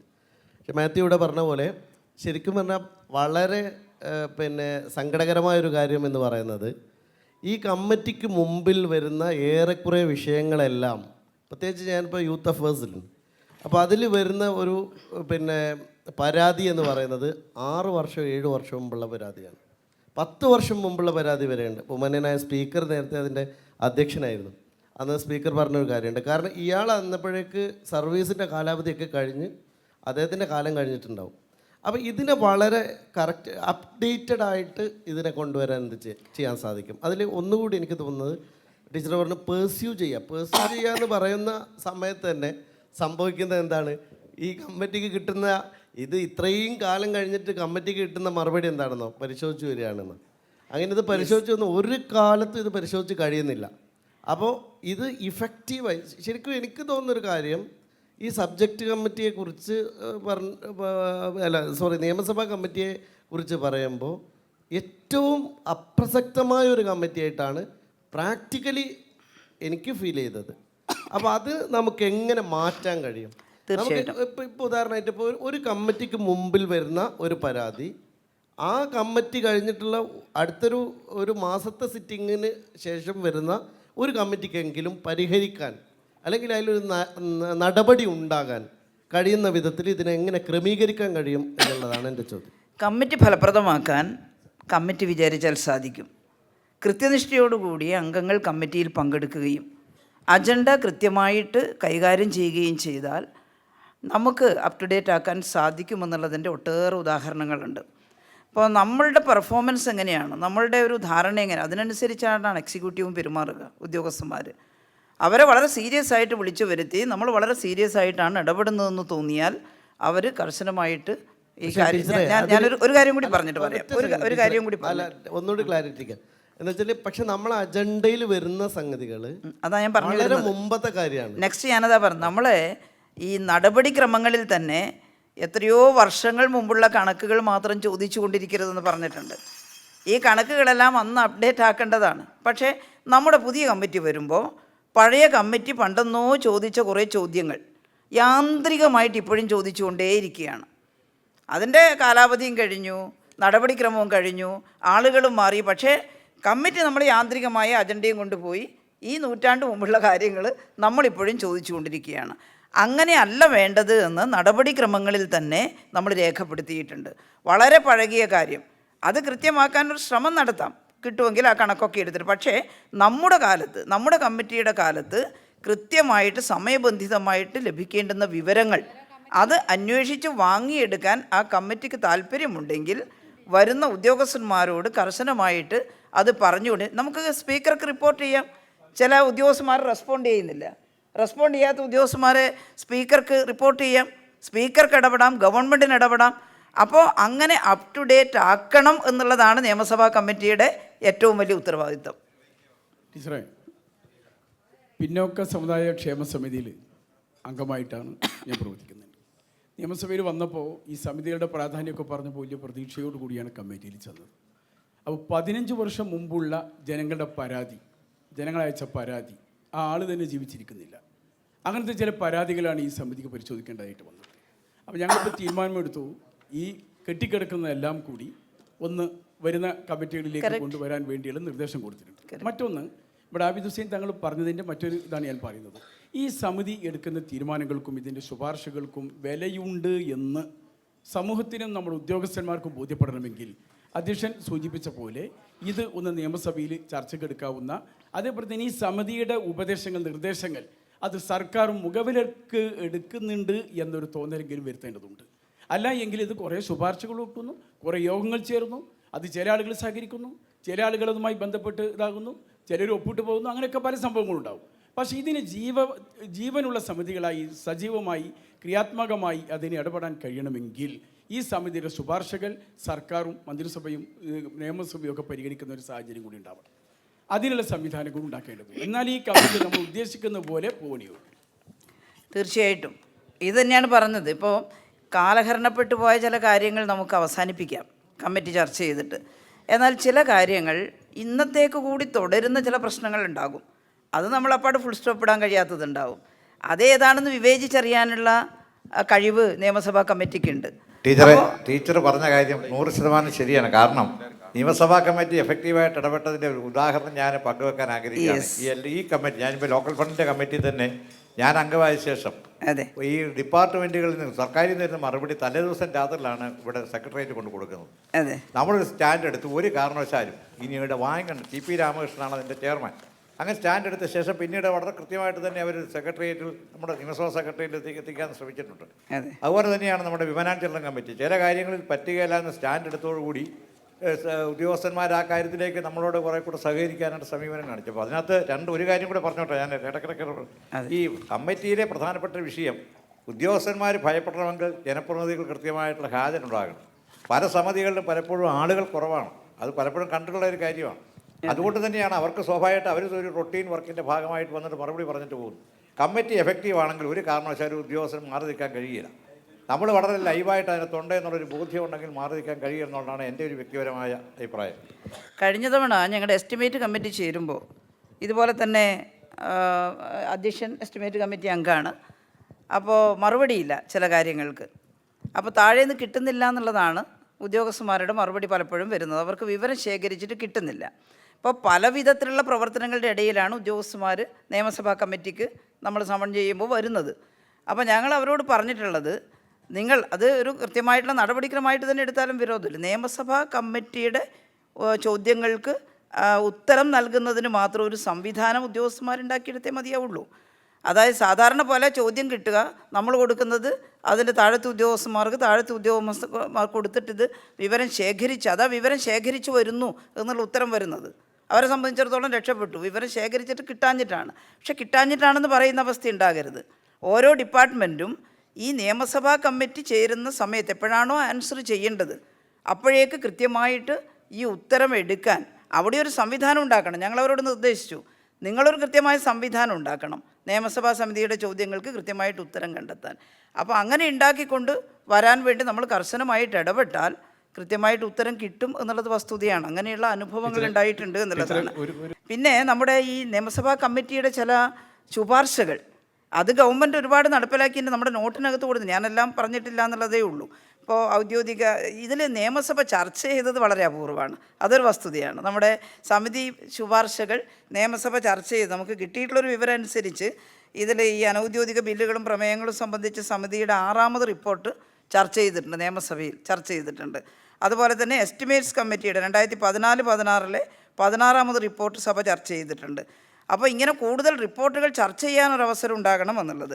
എന്നാൽ റിപ്പോർട്ടിൻ്റെ ശുപാർശ നടപ്പിലാക്കിയിട്ടുള്ള ഒട്ടേറെ അനുഭവങ്ങൾ നമ്മുടെ ഇതിനകത്ത് തന്നെ നമ്മൾ കൊടുത്തിട്ടുണ്ട്. ഇപ്പോൾ ഈ വാട്ടർ ബോട്ടിലിംഗ് യൂണിറ്റുകൾ അനുവദിക്കുന്ന സമയത്ത് അവിടുത്തെ വെള്ളത്തിൻ്റെ ഒരു സാധ്യതയൊക്കെ പരിശോധിച്ചിട്ട് NOC കൊടുക്കാവൂ എന്നൊക്കെ പറഞ്ഞ് സമിതി ശുപാർശ ചെയ്തപ്പോൾ അത് ഗവൺമെൻറ്റിന് തീരുമാനമായിട്ട് വന്നിട്ടുണ്ട്, നടപടിക്രമങ്ങളായിട്ട് വന്നിട്ടുണ്ട്. അപ്പോൾ അങ്ങനെയുള്ള കുറേ കാര്യങ്ങൾ തീരുമാനമായിട്ട് വരുന്നുണ്ട് എന്നുള്ളത് കൂടി കാണുക. അത് കമ്മിറ്റിക്ക് നല്ല അധികാരമുണ്ട്, ജുഡീഷ്യൽ പവർ ഇല്ല എന്നുള്ളതേ ഉള്ളൂ. പക്ഷേ ആ കമ്മിറ്റി ജനാധിപത്യം, ഇപ്പം നമുക്ക് കിട്ടിയ ഒരു കമ്മിറ്റി, നമ്മൾ അംഗങ്ങളായിട്ടുള്ള ഒരു കമ്മിറ്റി എങ്ങനെ ഫലപ്രദമായി, അതിലല്ലേ നമ്മുടെ സാമർഥ്യം, അതല്ലേ നമ്മുടെ ഭരണം. അപ്പോൾ കമ്മിറ്റി പരാതിക്കാരായിട്ട് മാറാതെ എങ്ങനെയാണ് അവനവൻ അംഗമായിട്ടുള്ള കമ്മിറ്റിയിലെ കാര്യങ്ങൾ നാളധീകരിച്ചിട്ട് വരുന്നത്, അതല്ലേ പരിശോധിക്കേണ്ടത്. പറഞ്ഞോളൂ. ഞാനും ബഹുമാനപ്പെട്ട മാത്യുവും ശ്രീ നജീവും ഞങ്ങൾ ഈ പുതിയ അംഗങ്ങൾക്കെല്ലാം ഉള്ള ഒരു ആശങ്കയും ഒരു സംശയമാണ്. ഞങ്ങളൊക്കെ ആദ്യം ഇത് വരുന്നത് വളരെ ഗൗരവത്തോടു കൂടിയിട്ടാണ് ഈ കമ്മിറ്റിയിലൊക്കെ പങ്കെടുക്കാൻ വന്നിട്ടുള്ളത്. പക്ഷേ ഞങ്ങളുടെ ഒരു അനുഭവത്തിൽ ഇവിടെ മിക്കവരും എല്ലാവരും പറഞ്ഞതുപോലെ ഈ സമിതിയുടെ പ്രവർത്തനം കാര്യക്ഷമമായി നടക്കുന്നില്ല എന്നുള്ളതൊരു സ്വയം വിമർശനമാണ് സത്യത്തിൽ. ഞങ്ങളുടെ കുഴപ്പങ്ങൾ കൊണ്ടുകൂടെ ആയിരിക്കാം. പക്ഷേ ഏതായാലും ശരി, ഇതൊരു നിമിത്തമായി കണ്ടുകൊണ്ട് ഈ നിയമസഭാ സമിതികളുടെ പ്രവർത്തനങ്ങൾ കൂടുതൽ കാര്യക്ഷമമാക്കുന്നതിനും പുതിയ അംഗങ്ങൾക്ക് ഇതിൻ്റെ ഗൗരവം മനസ്സിലാക്കുന്നതിനും ഒരു പ്രത്യേകമായ ബഹുമാനപ്പെട്ട ഒരു സ്പീക്കർ ഇടപെടലിലൂടെ ചേർത്തുകൊണ്ട് ഒരു ട്രെയിനിങ്ങോ അല്ലെങ്കിൽ ഇവിടെ ബഹുമാനപ്പെട്ട അധ്യക്ഷൻ സൂചിപ്പിച്ചതുപോലെയുള്ള ഒരു കാര്യങ്ങളോ നടത്തി ഇതിൻ്റെ ഒരു ഗൗരവം വർദ്ധിപ്പിക്കുന്നതിന് കൂട്ടായ ഒരു ഇടപെടൽ ഈ ട്രെയിനിങ്ങിൻ്റെ ഭാഗമായിട്ട് ഉണ്ടാക്കിയാൽ വളരെ നല്ലതായിരിക്കും എന്നുള്ളതാണ്. തീർച്ചയായിട്ടും നല്ല അഭിപ്രായമാണ്. ട്രെയിനിങ് ഒക്കെ നടക്കുന്നുണ്ട്, നമ്മൾ കൃത്യമായിട്ട് ഇതിൽ പങ്കെടുക്കുന്നില്ല എന്നുള്ളതാണ് ഇതിൻ്റെ വിഷയം.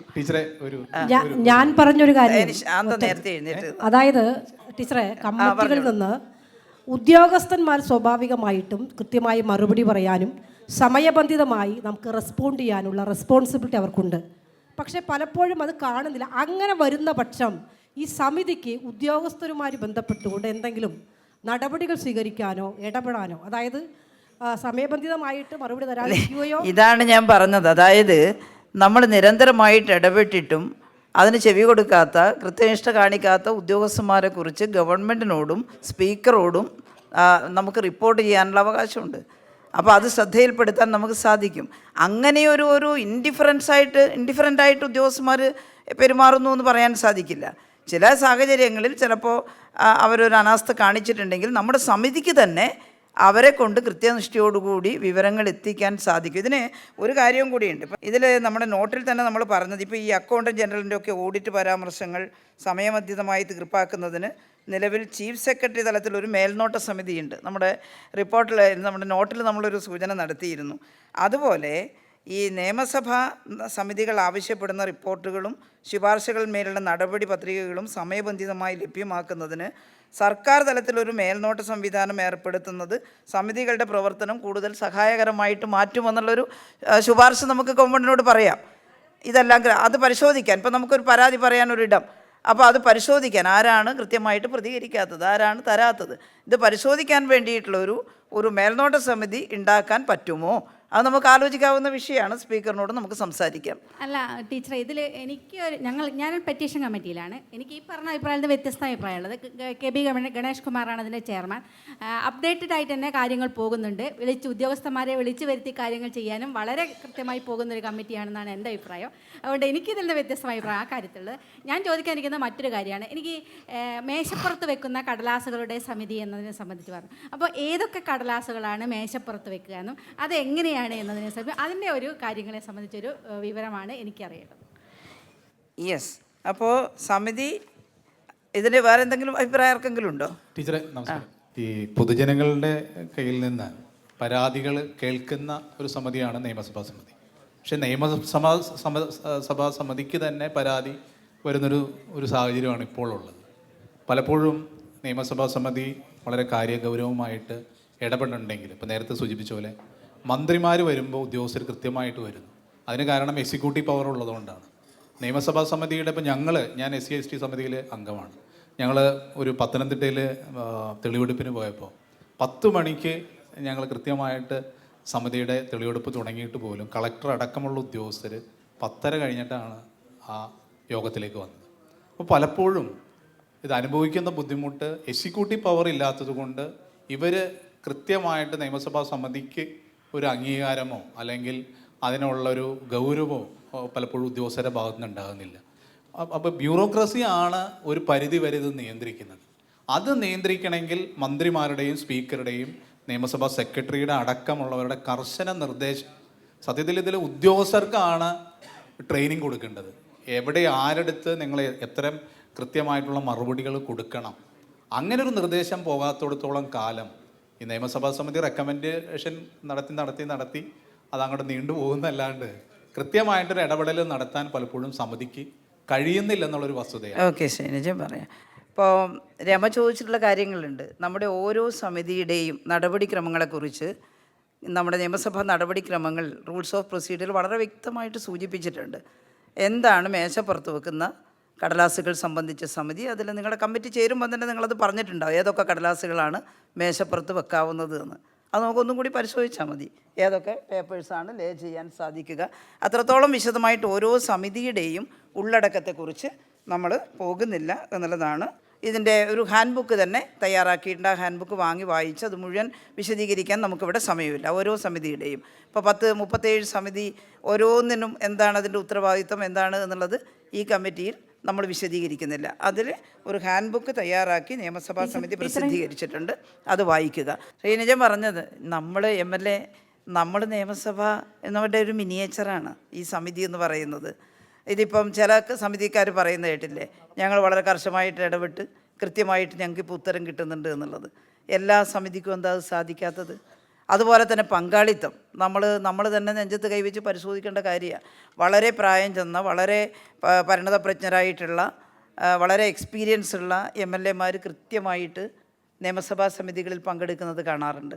എന്നാൽ പുതുതായിട്ട് വന്ന MLA-മാരിൽ പലരും പെട്ടെന്ന് ഓടി വന്ന് പെട്ടെന്ന് പോകുന്നതും കാണാറുണ്ട്. സമിതികൾ കൃത്യമായിട്ട് പങ്കെടുക്കാത്ത അവസ്ഥ കാണാറുണ്ട്. ഇപ്പം ഞാൻ പങ്കെടുക്കുന്ന കമ്മിറ്റി തിരുവഞ്ചൂർ രാധാകൃഷ്ണനടക്കമുള്ള കമ്മിറ്റിയാണ്. നേരത്തെയുള്ള പ്രായം ചെന്ന് കൃത്യമായിട്ട് കമ്മിറ്റി പങ്കെടുക്കാറുണ്ട്. പക്ഷേ നമ്മുടെ അധ്യക്ഷൻ കൃത്യമായിട്ട് കമ്മിറ്റി ഇവർ മാത്രമല്ല, ആ കമ്മിറ്റി കൃത്യമായിട്ട് പങ്കെടുക്കുന്നുണ്ട്. അല്ലേ, ചെറുപ്പമാണ്. അപ്പോൾ ചെറുപ്പക്കാരുടെ കൂട്ടത്തിൽ ഇവിടെ ഒരു ഉദാഹരണം ഉണ്ടെന്ന് പറയാം. ഓരോരുത്തരുടെയും പേരെടുത്ത് ഞാൻ പറയുന്നില്ല. ഈ ഇരിക്കുന്നവരിൽ ചെറുപ്പക്കാർ തന്നെ കൃത്യമായി പങ്കെടുക്കുന്നവരുണ്ട്, എന്നാൽ ഇതിനെ സീരിയസ് ആയിട്ട് കാണാത്തവരുണ്ട്. അപ്പോൾ സീരിയസ് ആയിട്ട് കാണുക, നിയമസഭയുടെ ഉത്തരവാദിത്തമാണ് നമ്മൾ നിർവഹിക്കുന്നതെന്ന് കാണുക. പിന്നെ എക്സിക്യൂട്ടീവ്, ഞാൻ പറഞ്ഞല്ലോ, ബ്യൂറോക്രസിയുടെ തരക്കേടാണെന്ന് പറഞ്ഞ് കൈ കഴുകാൻ നമുക്ക് പറ്റില്ല. കാരണം ബ്യൂറോക്രസിയെ എങ്ങനെ ജനാധിപത്യപരമായിട്ട് കൈകാര്യം ചെയ്യാം. ബ്യൂറോക്രസിയിൽ ഭയങ്കര മടിയുള്ളവരുണ്ടാകും, കേട്ടില്ലേ? അവർ ചിലപ്പോൾ സാധാരണയുള്ള നില അങ്ങ് തുടർന്ന് പോയാൽ മതി, ഒരു മാറ്റവും വേണ്ട. കൺസർവേറ്റീവായിട്ടുള്ള സ്വഭാവം കാണിക്കുന്നവരുണ്ടാകും ബ്യൂറോക്രസിയിൽ. ആ കൺസർവേറ്റീവായിട്ടുള്ള ബ്യൂറോക്രസിയെ ചലിപ്പിച്ച് ഈ ഭരണ സംവിധാനം ശക്തമാക്കുക എന്ന ഒരു കടമയാണ് ജനപ്രതിനിധികൾക്കുള്ളത്. അതെങ്ങനെ സാധിക്കും? അവർ സ്റ്റബോണാണ്, അനുസരിക്കുന്നില്ല. അപ്പോഴാണ് ഈ പറഞ്ഞതുപോലെ നമുക്ക് ഗവൺമെൻറ്റിൻ്റെ മുമ്പാകെ കൊണ്ടുവരാൻ സാധിക്കുമെന്ന് പറഞ്ഞത്. അങ്ങനെ നിരന്തരമായിട്ട് ചോദ്യത്തിന് ഉത്തരം തരാതെ പോകുന്ന ഉദ്യോഗസ്ഥന്മാരോ ഒട്ടും അനുസരിക്കാത്തവരോ ഒന്നും ഉണ്ടാവില്ല. പക്ഷേ അവരും നമ്മളെപ്പോലെ തന്നെ യോഗത്തിന് വിളിച്ചു, അല്ലെങ്കിൽ സമ്മൺ ചെയ്തു, MLA 2 ചോദ്യം ചോദിക്കും, ചെയർമാൻ 2 ചോദ്യം ചോദിക്കും, അതോടെ അരമണിക്കൂർ കൊണ്ട് ഈ കാര്യങ്ങൾ കഴിയും എന്ന മട്ട് എടുത്തിട്ട് പോകാൻ ശ്രമിക്കുന്നവരുണ്ട്. പക്ഷേ നമ്മൾ അങ്ങനെയല്ല. ഈ കമ്മിറ്റി, ഈ സമിതി സമയമെടുത്ത് ഇവരോട് ചോദിച്ച് കിട്ടാനുള്ളത് കിട്ടിയിട്ടേ പിരിയൂ. ആ ഒരു നിർബന്ധ ബുദ്ധി കാണിക്കുന്ന കമ്മിറ്റികൾക്ക് ഉത്തരം കിട്ടുന്നുണ്ട്, അല്ലെങ്കിൽ കിട്ടണം. അതാണ് അവരെ നിർബന്ധിച്ച് ഉത്തരം കൊണ്ടുവരണം. നമ്മുടെ ഉത്തരവാദിത്തം അതാണ്, നമ്മളെ ചുമതലപ്പെടുത്തിയിരിക്കുന്ന അതാണ്. നമ്മൾ തന്നെ പരാതിക്കാരായിട്ട് ഇവർ കേൾക്കുന്നില്ല, ഉദ്യോഗസ്ഥന്മാർ കേൾക്കുന്നില്ല, പറഞ്ഞാൽ കൂട്ടാക്കുന്നില്ല എന്ന് പറയുന്ന ആളുകൾക്ക് എന്താ ചെയ്യാൻ സാധിക്കുക? അതെ,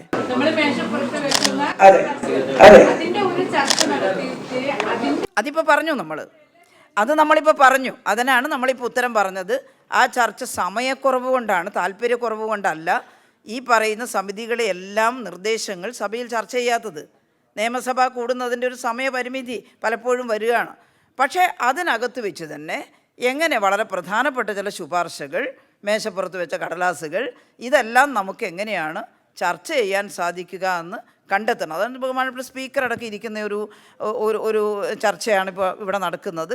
അതുകൊണ്ട് കുറച്ചും കൂടി എഫക്റ്റീവാക്കാൻ നമുക്ക് കുറേയും കൂടി റിപ്പോർട്ടുകളും ശുപാർശകളും ചർച്ച ചെയ്യാൻ കഴിയണമെന്ന് തന്നെയാണ് ഈ ക്ലാസ്സിൻ്റെ ഭാഗമായിട്ട് പറഞ്ഞിട്ടുള്ളത്. ഇനി സമിതിയെക്കുറിച്ചുള്ള മറ്റു കുറച്ച് കാര്യങ്ങൾ കൂടി പറയണ്ടേ നമുക്ക്? ഓക്കെ, പറഞ്ഞോളൂ.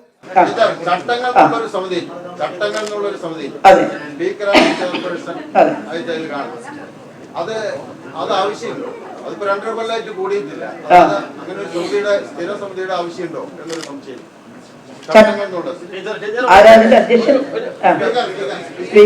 പിന്നെ ഈ നിയമസഭാ സാമാജികർ എന്ന നിലയിൽ ഈ നിയമസഭയിലുള്ള 37 കമ്മിറ്റികളുടെ കാര്യങ്ങൾ അറിയാനുള്ള അവകാശം ഞങ്ങൾക്കില്ല. നിയമസഭയിലെ ഓരോ സാമാജികനും 37 സമിതികളുടെ കാര്യങ്ങൾ അറിയാനുള്ള അവകാശം നിയമസഭാ സാമാജികനുണ്ടല്ലോ. പക്ഷെ ഒരു സമിതിക്കകത്തുള്ള കാര്യം ആ സമിതിയിലെ അംഗങ്ങൾക്കല്ലാതെ മറ്റാർക്കും അറിയില്ല. അതായത് സമിതി രഹസ്യമായിട്ടാണ് ചർച്ച ചെയ്യുന്നത്. സമിതിയുടെ റിപ്പോർട്ട് മേശപ്പുറത്ത് വെച്ച് കഴിഞ്ഞാൽ, സഭാതലത്തിൽ വെച്ച് കഴിഞ്ഞാൽ അത് നമുക്ക് സ്വന്തമാണ്. അതെല്ലാം കെട്ടി നമുക്ക് MLA ക്വാർട്ടേഴ്സിലൊക്കെ കൊണ്ടുത്തരുന്നുണ്ട്. അപ്പം നമ്മളത് വായിക്കുന്നില്ല എന്നുള്ളതാണ് ബാബു. യഥാർത്ഥത്തിൽ ബില്ലുകൾ നിയമമാക്കുന്നതിന് വേണ്ടി ചേരുന്നത് പോലെ ഈ സമിതികളുടെ റിപ്പോർട്ടുകൾ ഒരാഴ്ച മുമ്പ് എല്ലാ നിയമസഭാ സാമാജികനും കൊടുത്ത് അതിനുവേണ്ടി ഒരു പ്രത്യേകമായ സഭ ചേരാൻ തയ്യാറാണെന്നുള്ള അഭിപ്രായം. അതെ, നമുക്ക് വേണമെങ്കിൽ നമ്മുടെ ഒരു ശുപാർശയായിട്ട് പറയാം.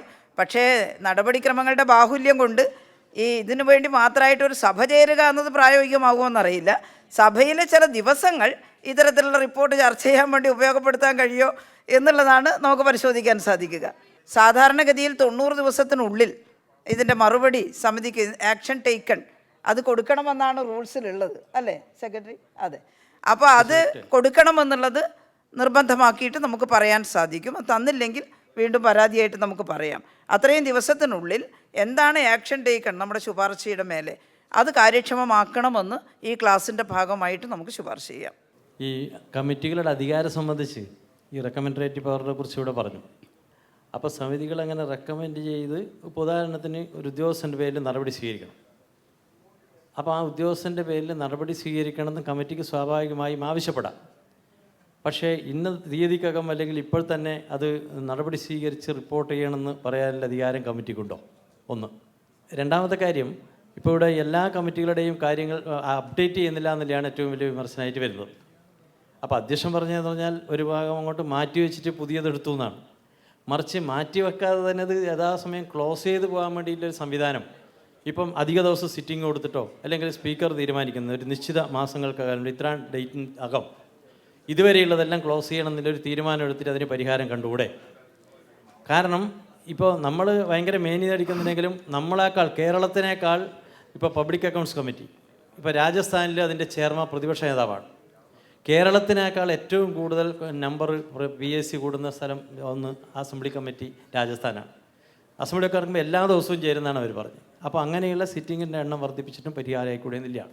അല്ല, ഇതിൽ ഈ ഉദ്യോഗസ്ഥന്മാർക്കെതിരെ മാത്രമല്ല, ഈ കമ്മിറ്റിയിൽ നിരന്തരമായി പങ്കെടുക്കാത്ത അംഗങ്ങളെക്കുറിച്ച്, അതെ, അത് അസംബ്ലി തിരഞ്ഞെടുത്ത കമ്മിറ്റിയാണെങ്കിൽ അസംബ്ലിക്കകത്ത് പറയാം, നിയമസഭയുടെ മുമ്പാകെ ഈ കാര്യങ്ങൾ പറയാം. സ്പീക്കർ നിർദ്ദേശിച്ച കമ്മിറ്റിയാണെങ്കിൽ സ്പീക്കർക്ക് 2 തവണ പങ്കെടുത്തില്ല, 3ാമത്തെ തവണയും, അല്ലേ, 2ൽ കൂടുതൽ തവണ, 3 തവണ തുടർച്ചയായി പങ്കെടുത്തില്ലെങ്കിൽ, അതെ, പക്ഷേ എല്ലാവരും ഒരു പരസ്പര സ്നേഹത്തിൻ്റെയും ബഹുമാനത്തിൻ്റെയും എല്ലാം ഭാഗമായിട്ട് അങ്ങനെയുള്ള ആളുകളെക്കുറിച്ച് പരാതി പറയുന്നില്ല എന്നേ ഉള്ളൂ. പക്ഷേ ഈ ചർച്ചയുടെ ഭാഗമായിട്ട് നമ്മളത് സീരിയസ് ആയിട്ട് എടുക്കുക. 3 തവണ തുടർച്ചയായിട്ട് ഒരു കമ്മിറ്റിയിൽ പങ്കെടുത്തില്ലെങ്കിൽ, അപ്പോൾ എനിക്ക് തോന്നുന്നു കുറച്ചുകൂടി ഇപ്പോൾ ലൂസായി വരുന്നുണ്ടോ എന്നുള്ളതാണ്.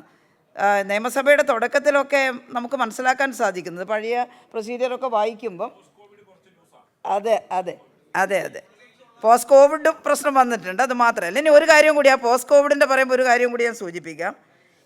ഞാൻ നിയമസഭാ നടപടിക്രമങ്ങളുടെ മുഴുവൻ കാര്യവും പറഞ്ഞിട്ടില്ല, അതിനു മുമ്പ് ചർച്ച വന്നുകൊണ്ടാണ്. ഈ നിയമസഭാ കമ്മിറ്റികൾ രഹസ്യമായി ചേരണം എന്നാണ്, അതിനൊരു പ്രൈവസി ഉണ്ടാവണം. ഓൺലൈൻ ആയിട്ട് ചേരാവോ? ഓൺലൈൻ എന്നുള്ളതിൻ്റെ നിർവചനം ഇപ്പോൾ പുതിയ അഡ്ഹോക് കമ്മിറ്റി അത് ചർച്ച ചെയ്ത് ചില പരിഷ്കാരങ്ങൾ കൊടുത്തിട്ടുണ്ട്. അത് പിന്നെ നിങ്ങൾ ചട്ടങ്ങൾ സംബന്ധിച്ച കമ്മിറ്റിയെക്കുറിച്ച് പറഞ്ഞല്ലോ. ചട്ടങ്ങൾ സംബന്ധിച്ച കമ്മിറ്റി 2.5 വർഷമായി യോഗം ചേരാത്തതെന്നുള്ളതിനെക്കുറിച്ച് എനിക്ക് അറിയില്ല. അത് പക്ഷേ ചട്ടങ്ങൾ പരിഷ്കരിക്കാനുള്ള അഡ്ഹോക് കമ്മിറ്റി ഈ നിയമസഭ നിലവിൽ വന്നതിന് ശേഷം നിശ്ചയിച്ചിട്ടുണ്ട്. അത് വളരെ വ്യക്തമായിട്ട് പഠിച്ച് ചട്ടങ്ങളിൽ എന്തൊക്കെ പരിഷ്കാരം വരുത്തണം, പരിഷ്കാരം വരുത്തണമെന്നുള്ള നല്ല നിർദ്ദേശങ്ങൾ സമർപ്പിച്ചിട്ടുണ്ട്. ഉദാഹരണത്തിന് അതിൻ്റെ എല്ലാ നിർദ്ദേശങ്ങളും ഞാൻ പറയുന്നില്ല, സർക്കുലേറ്റ് ചെയ്തിട്ടുണ്ട്. ഉദാഹരണത്തിന് ഈ സത്യപ്രതിജ്ഞ എന്ന് പറയുന്നതിന് പകരം ശപഥം അല്ലെങ്കിൽ പ്രതിജ്ഞ എന്ന് മതി, അല്ലേ? അത് അംഗീകരിച്ച് വന്നിട്ടില്ല. സ്പീക്കറുടെ അടുത്ത് റിപ്പോർട്ട് സമർപ്പിച്ചിട്ടുണ്ട്. അതുപോലെ തന്നെ ഇംഗ്ലീഷിൽ പറയുന്ന റൂൾസ് ഓഫ് പ്രൊസീജിയർ, നിയമസഭാ നടപടി ക്രമങ്ങൾ എന്നുള്ള മലയാളത്തിലെ പദപ്രയോഗം ഉപയോഗപ്പെടുത്തണം, ഒരു മലയാളീകരിക്കാനൊക്കെ തീരുമാനിച്ചിട്ടുണ്ട്. അതിനകത്ത് വളരെ കാര്യമായിട്ട് ഇത്തരത്തിലുള്ള പരിഷ്കാര നടപടികളെക്കുറിച്ച് പറയുന്നുണ്ട്. മറ്റത് നമ്മൾ ഈ ജനാധിപത്യ പ്രക്രിയ എന്ന് പറഞ്ഞാൽ അപ്പം തന്നെ ഒരു തീരുമാനം എടുത്ത് ഒരാളുടെ പേരിൽ നടപടിയെടുത്ത് ഒഴിവാക്കുക എന്നുള്ളത് മാത്രമല്ലല്ലോ. നടപടി അവസാനത്തെ കൈയാണ്.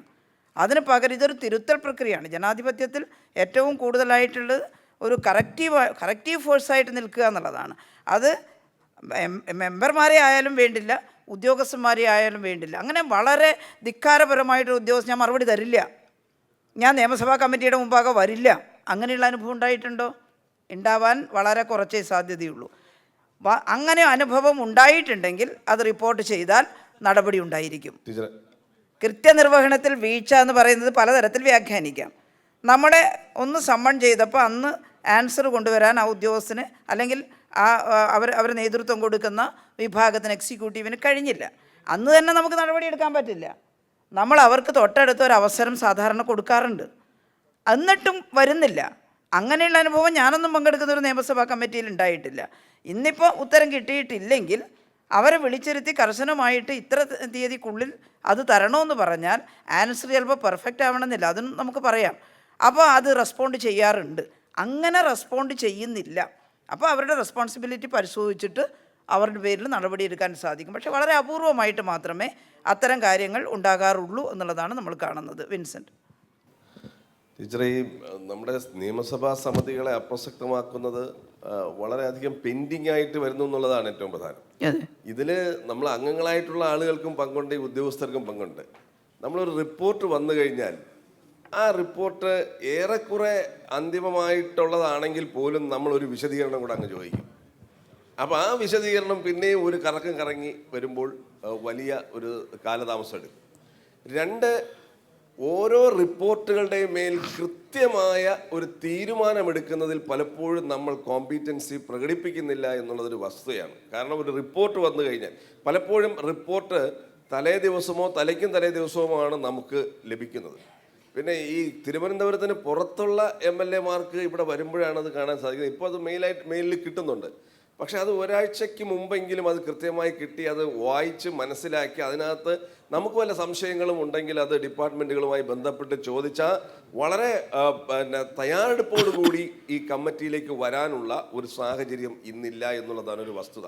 അപ്പോൾ അനാവശ്യമായ വിശദീകരണങ്ങൾ ചോദിക്കുക എന്നുള്ളത് വേണം. അത്യാവശ്യമുള്ള കാര്യങ്ങൾ മാത്രം വിശദീകരണം ചോദിക്കുന്ന തരത്തിലേക്ക് മാറ്റി ആ ഫയൽ ക്ലോസ് ചെയ്യാൻ മെമ്പർമാർ കൃത്യമായി ശ്രമിക്കേണ്ടതുണ്ട്. രണ്ട്, നമ്മളൊരു തെളിവെടുപ്പിന് ഉദ്യോഗസ്ഥന്മാരെ വിളിച്ചു വരുത്തിയാൽ, ഇപ്പോൾ ഇവിടെ പറഞ്ഞു വരാതിരുന്നാൽ ഉദ്യോഗസ്ഥനെതിരെ നടപടിയെടുക്കാം, വീഴ്ച വരുത്തിയാൽ ഉദ്യോഗസ്ഥനെതിരെ നടപടിയെടുക്കാം. പക്ഷേ മീറ്റിങ്ങിൽ വന്ന് കൃത്യമായ ഡേറ്റ ഇല്ലാതെ കൺക്ലൂസീവായിട്ടുള്ളൊരു മറുപടി കൊടുക്കാൻ കഴിയാതെ അത് വീണ്ടും ഞങ്ങൾ സമർപ്പിക്കാം എന്ന് പറഞ്ഞു പോകാൻ, ഒരു തെളിവെടുപ്പിൽ ഒരു ഉദ്യോഗസ്ഥൻ വന്നു കഴിഞ്ഞാൽ ആ ചോദ്യത്തെ സംബന്ധിച്ച് അന്തിമമായ മറുപടി നൽകാൻ ആ ഉദ്യോഗസ്ഥന് കഴിഞ്ഞില്ലെങ്കിൽ വീണ്ടും ഇത് വളരെയധികം പെൻഡിങ്ങിലേക്ക് പോകുന്നുള്ളതാണ്. അപ്പോൾ വരാതിരിക്കുകയോ വീഴ്ച വരുത്തുകയോ ചെയ്യുന്നത് മാത്രമല്ല, ഇവിടെ വന്നിട്ട് കൃത്യമായി മറുപടി പറയാതെ ലാഗ് ചെയ്തു പോകുന്ന സാഹചര്യമുണ്ട്. രണ്ട്, പെൻഡൻസി ഏറ്റവും അപകടകരമായി വരുന്നത് ഫൈനാൻസ് കമ്മിറ്റികളുടെ പെൻഡൻസിയാണ് ഏറ്റവും അപകടം. അത് നമ്മുടെ നാടിന് സാമ്പത്തികമായി നഷ്ടമുണ്ടാക്കുന്നു. അത് PAC ഇവിടെ രാജഗോപാൽ ചൂണ്ടിക്കാണിച്ചു. ഈ രാജസ്ഥാനിലെ ഓരോ മാസവും ആദ്യത്തെ 2 ആഴ്ച തുടർച്ചയായി അവർ സിറ്റിംഗ് നടത്തും PAC കമ്മിറ്റി. ഇവിടെ ഇപ്പോൾ 10 വർഷം വരെ പെൻഡിങ് ആയിട്ടുള്ള കാര്യങ്ങളുണ്ട്. അന്നത്തെ ഇതിൻ്റെ ഉത്തരവാദിയായിട്ടുള്ള നമ്മുടെ സംസ്ഥാനത്തിന് സാമ്പത്തിക നഷ്ടം വരുത്തിയിട്ടുള്ള ഉദ്യോഗസ്ഥന്മാർ മരണപ്പെടുകയോ റിട്ടയർ ചെയ്യുകയോ എല്ലാം ചെയ്തു പോയിട്ടുണ്ട്. അപ്പൊ അങ്ങനെ ഒരു ആനുകൂല്യമാണ് നമ്മൾ അവർ കൊടുക്കുന്നത്. അപ്പൊ അതുകൊണ്ട് സാമ്പത്തികമായിട്ടുള്ള ഈ ഫൈനാൻസ് കമ്മിറ്റികളുടെ കാര്യത്തിൽ പെൻഡൻസി ഉണ്ടായാൽ ആ ആളുകൾ, ഉത്തരവാദികളായ ആൾക്കാർക്കെതിരെ ഇപ്പോൾ എന്തെങ്കിലും നടപടി എടുക്കാൻ കഴിയുമോ എന്നുള്ളതാണ് ഏറ്റവും പ്രസക്തമായിട്ടുള്ള. MLA പറഞ്ഞത് പ്രസക്തമായിട്ടുള്ള കാര്യമാണ്. ഇതിൽ ആദ്യത്തത് റിപ്പോർട്ട് കുറച്ച് നേരത്തെ MLA-മാർക്ക് കൊടുക്കണമെന്നുള്ളതാണ്. ഇതിനും 2 വശമുണ്ട്. നേരത്തെ കൊടുത്താൽ ചിലർ നന്നായി പഠിച്ച് യഥാർത്ഥത്തിൽ എങ്ങനെ വരണം ഒരു മെമ്പർ നിയമസഭാ കമ്മിറ്റിയിൽ, റിപ്പോർട്ടുകൾ പഠിച്ച് ആവശ്യമായ നോട്ടുകളൊക്കെ തയ്യാറാക്കി നേരത്തെ തന്നെ ഇരുന്ന് പഠിച്ച് ഈ കമ്മിറ്റിക്കകത്ത് സംസാരിക്കാനുള്ള നോട്ടുകളൊക്കെ പ്രിപ്പയർ ചെയ്തിട്ട് വരണം എന്നാണ് നമ്മുടെ പ്രൊസീജിയറിലുള്ളത്. പക്ഷേ അങ്ങനെ വരുന്നവർ അപൂർവേ ഉള്ളൂ. 2 ആഴ്ച മുമ്പ് റിപ്പോർട്ട് കൊടുത്താലും ഇന്ന് കിട്ടിയതുപോലെ ആ റിപ്പോർട്ട് എടുത്തിട്ട് ചിലപ്പോൾ എടുക്കാണ്ടും ഒക്കെ നമ്മൾ കമ്മിറ്റിയിൽ പങ്കെടുക്കാറുണ്ട്. അതുകൊണ്ട് നമ്മുടെ കാര്യക്ഷമത ആദ്യം വർദ്ധിപ്പിക്കുക, പിന്നീട് കൃത്യമായിട്ട് റിപ്പോർട്ട് കിട്ടണമെന്നുള്ളത്. അത് ഇവിടെ പറഞ്ഞതുപോലെയാണ്, നമ്മുടെ കാര്യക്ഷമത എക്സിക്യൂട്ടീവിനെയും ബാധിക്കും, നമ്മുടെ കാര്യക്ഷമത കുറവും അങ്ങോട്ട് ബാധിക്കും. അതുകൊണ്ട് നമ്മൾ വളരെ കൃത്യമായിട്ട് ഇത് ചെയ്യാൻ തയ്യാറായാൽ വരും. പിന്നെ ഫിനാൻസ് കമ്മിറ്റിയുടെ കാര്യങ്ങൾ പറഞ്ഞു. ഇത് ചില സാമ്പത്തിക വർഷത്തിൽ തീരുന്ന കാര്യങ്ങൾ മാത്രമേ ഫിനാൻസ് കമ്മിറ്റിക്ക് നമ്മളോട് റിപ്പോർട്ട് ചെയ്യാൻ പറ്റുള്ളൂ. നമ്മൾ ചോദിക്കുന്ന കാര്യം അതിനിപ്പുറത്തുള്ളതാണെങ്കിൽ ഇത്തിരി ഒരു സാവകാശം അവർക്ക് എടുക്കേണ്ടതായിട്ട് വരും. ഞാൻ ന്യായീകരിച്ചുകൊണ്ട് പറയുന്നതല്ല, എങ്കിലും ഫിനാൻസ് കമ്മിറ്റിയുടെ ഭാഗത്തു നിന്ന് കൃത്യമായിട്ട് കിട്ടാത്ത ബുദ്ധിമുട്ടുണ്ടെങ്കിൽ അതെ, അത് 10 വർഷമൊന്നും എടുക്കാൻ പാടില്ല, അത് നമുക്ക് പരിശോധിക്കണം.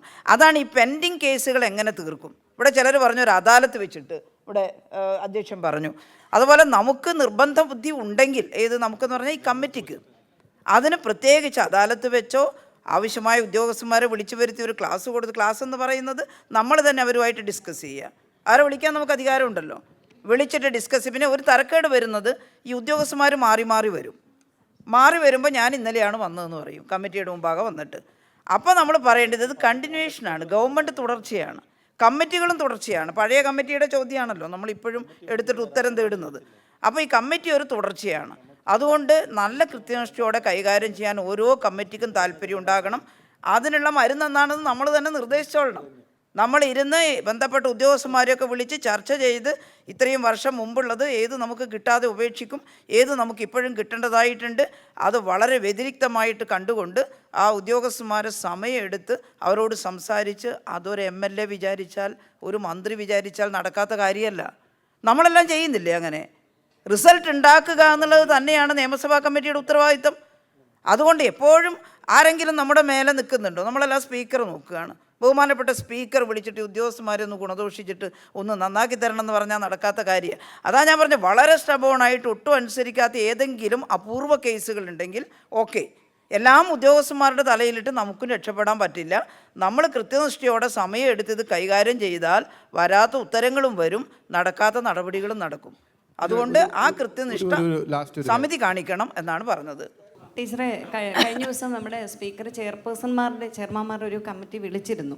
അത് ഒരു വളരെ പോസിറ്റീവായ ഒരു സൈനായിട്ടാണ് തോന്നി. പക്ഷേ ഒരു സജഷൻ കൂടെ എന്ന് വെച്ചാൽ, ഇപ്പോൾ ഈ നിയമസഭാ കമ്മിറ്റികളിലെ ഏറ്റക്കുറച്ചിലുകളെ പറ്റി ടീച്ചർ പറഞ്ഞു. എല്ലാവർക്കും അറിയാം, സ്വയം നമ്മൾ പരിശോധിച്ചാൽ നമുക്കും അറിയാം, പലർക്കും പല സമയം 2 ക്ലാഷ് വരാറുണ്ട്, 2 കമ്മിറ്റികളുടെ ഏറ്റുമുട്ടൽ വരാറുണ്ട്. അപ്പോൾ ഈ നമ്മൾ എടുക്കുന്നത്, ഇപ്പോൾ ഞങ്ങളുടെ വിമണാഞ്ചലം കമ്മിറ്റി, ടീച്ചറാണ് നേരത്തെ അതിലുണ്ടായിരുന്നത്, അതിനുശേഷം ആയിഷാപ്പൂറ്റി MLA, ഇപ്പം ഒരുവിധം നന്നായി തന്നെ പോകുന്ന committee, members active. For example, ഇപ്പോൾ ട്രാൻസ്ജെൻഡേഴ്സിൻ്റെ ഒരു ഇഷ്യൂ വന്നു, അതിനൊരു സമഗ്രമായ റിപ്പോർട്ട് അവതരിപ്പിച്ചു. ആ റിപ്പോർട്ടിൽ ട്രാൻസ്ജെൻഡേഴ്സിന് ജോലിയിൽ സംവരണം കൊടുക്കണം എന്ന് പറഞ്ഞു. അപ്പോൾ അങ്ങനെ ഒരു സംവരണം കൊടുക്കാൻ മന്ത്രിസഭ തീരുമാനിക്കുമ്പം ആ ഒരു കമ്മിറ്റിയുടെ കൂടി ശുപാർശയോടാണ് എന്നൊരു പരാമർശം വെച്ചാൽ ബാക്കി സമിതികളും ആക്റ്റീവാകും. അതുപോലെ ഭിന്നശേഷിക്കാരെ സംബന്ധിച്ച് ഒരുപാട് അപേക്ഷകൾ വരും. അപ്പോൾ ഒരു ഭിന്നശേഷിക്കാർക്ക് വേണ്ടി പ്രത്യേകമായ ഒരു അദാലത്ത് ഓരോ പഞ്ചായത്തും കൂടണം എന്നൊരു സജഷൻ നമ്മൾ വെച്ചു. ആ സജഷൻ സ്പീക്കറാണെങ്കിലും നമ്മൾക്ക് അസംബ്ലി കൂടുമ്പോൾ ഇത്രയും സമിതികളിൽ എടുത്ത തീരുമാനങ്ങൾ, ആ സമിതിയുടെ തീരുമാനങ്ങൾ ഇത്രത്തോളം പരിഗണിച്ചിട്ടുണ്ട് എന്ന് പറയുമ്പോഴും ഈ സമിതികളുടെ ഒരു പ്രാധാന്യം കൂടുകയാണ്. പലപ്പോഴും അത് ലഭിക്കാറില്ല. അത്തരത്തിൽ കൂടി ഒന്ന് മാറിയാൽ നമുക്ക് നിയമസഭാ സമിതികളുടെ പ്രാധാന്യം വർദ്ധിക്കില്ലേ? അതെ, പ്രതിഭ പറഞ്ഞതൊരു സന്തോഷത്തിൻ്റെ ഒരു കാര്യമാണ്. കാരണം സമിതി ചർച്ച ചെയ്ത് ശുപാർശ ചെയ്തു, ഗവൺമെൻറ് അതേ തീരുമാനം എടുത്തു. പക്ഷേ സമിതിയുടെ ശുപാർശ ഉണ്ടെന്ന് എവിടെയും പറയുന്നില്ല. അങ്ങനെ പറയാൻ കഴിഞ്ഞാൽ അത് സമിതിയുടെ ഒരു ആത്മവിശ്വാസം വർദ്ധിപ്പിക്കുമെന്നുള്ളത് തന്നെയാണ്. നമുക്ക് ഗവൺമെൻറ്റിനോട് അത് ആവശ്യപ്പെടാം. ഒരു സമിതി ശുപാർശ ചെയ്തിട്ട് ചില കാര്യങ്ങളിലെല്ലാം പറയാറുണ്ട്. പ്രതിഭ പറഞ്ഞത് ശരിയാണ്. നമ്മുടെ കമ്മിറ്റിയുടെ ഒരു പവർ, അത് നമ്മൾ അവിടെ ഇംപ്ലിമെൻറ്റേഷൻ നടത്താനോ അല്ലെങ്കിൽ ഒരു നിയമപരമായിട്ടുള്ള അധികാരം ഒന്നും വേണ്ട. ഇപ്പം ഞാൻ ഇതിൻ്റെ സ്ത്രീകളുടെയും കുട്ടികളുടെയും സമിതിയുടെ ചെയർപേഴ്സൺ ആയിരുന്നിട്ടുണ്ട്. ഒരു വളരെ വലിയ അനുഭവം എനിക്ക് ആ സമയത്തുണ്ടായിരുന്നു. നമ്മൾ ജില്ലകളിലൊക്കെ അതിൻ്റെ തെളിവെടുപ്പ് യോഗങ്ങൾ വെക്കും, ഉദ്യോഗസ്ഥന്മാരെല്ലാം വരും. ചില കേസുകൾ അത് റിപ്പോർട്ട് ചെയ്യാൻ ആവശ്യമായിട്ടുള്ള പോലീസ് ഉദ്യോഗസ്ഥന്മാരെല്ലാം വരും. അവരെ നമുക്ക് നിയമപരമായിട്ട് കൈകാര്യം ചെയ്യാൻ അവകാശമൊന്നുമില്ല. പക്ഷേ നമ്മളോട് ആൻസറബിളാണ്. അവർ നമ്മളോട് ആൻസർ പറയാൻ ബാധ്യസ്ഥരാണ്. ഇന്ന കേസ് എത്ര കാലമായി പെൻഡിങ്, എന്തുകൊണ്ട് റിപ്പോർട്ട് ചാർജ് ഷീറ്റ് തയ്യാറാക്കിയില്ല, എന്തുകൊണ്ട് കോടതിയിൽ കേസ് സമർപ്പിച്ചില്ല എന്നൊക്കെ ചോദിക്കാൻ നമുക്ക് സാധിക്കും. അതിൻ്റെ ഒരു ഗുണഫലം ചെറുതായിരുന്നില്ല.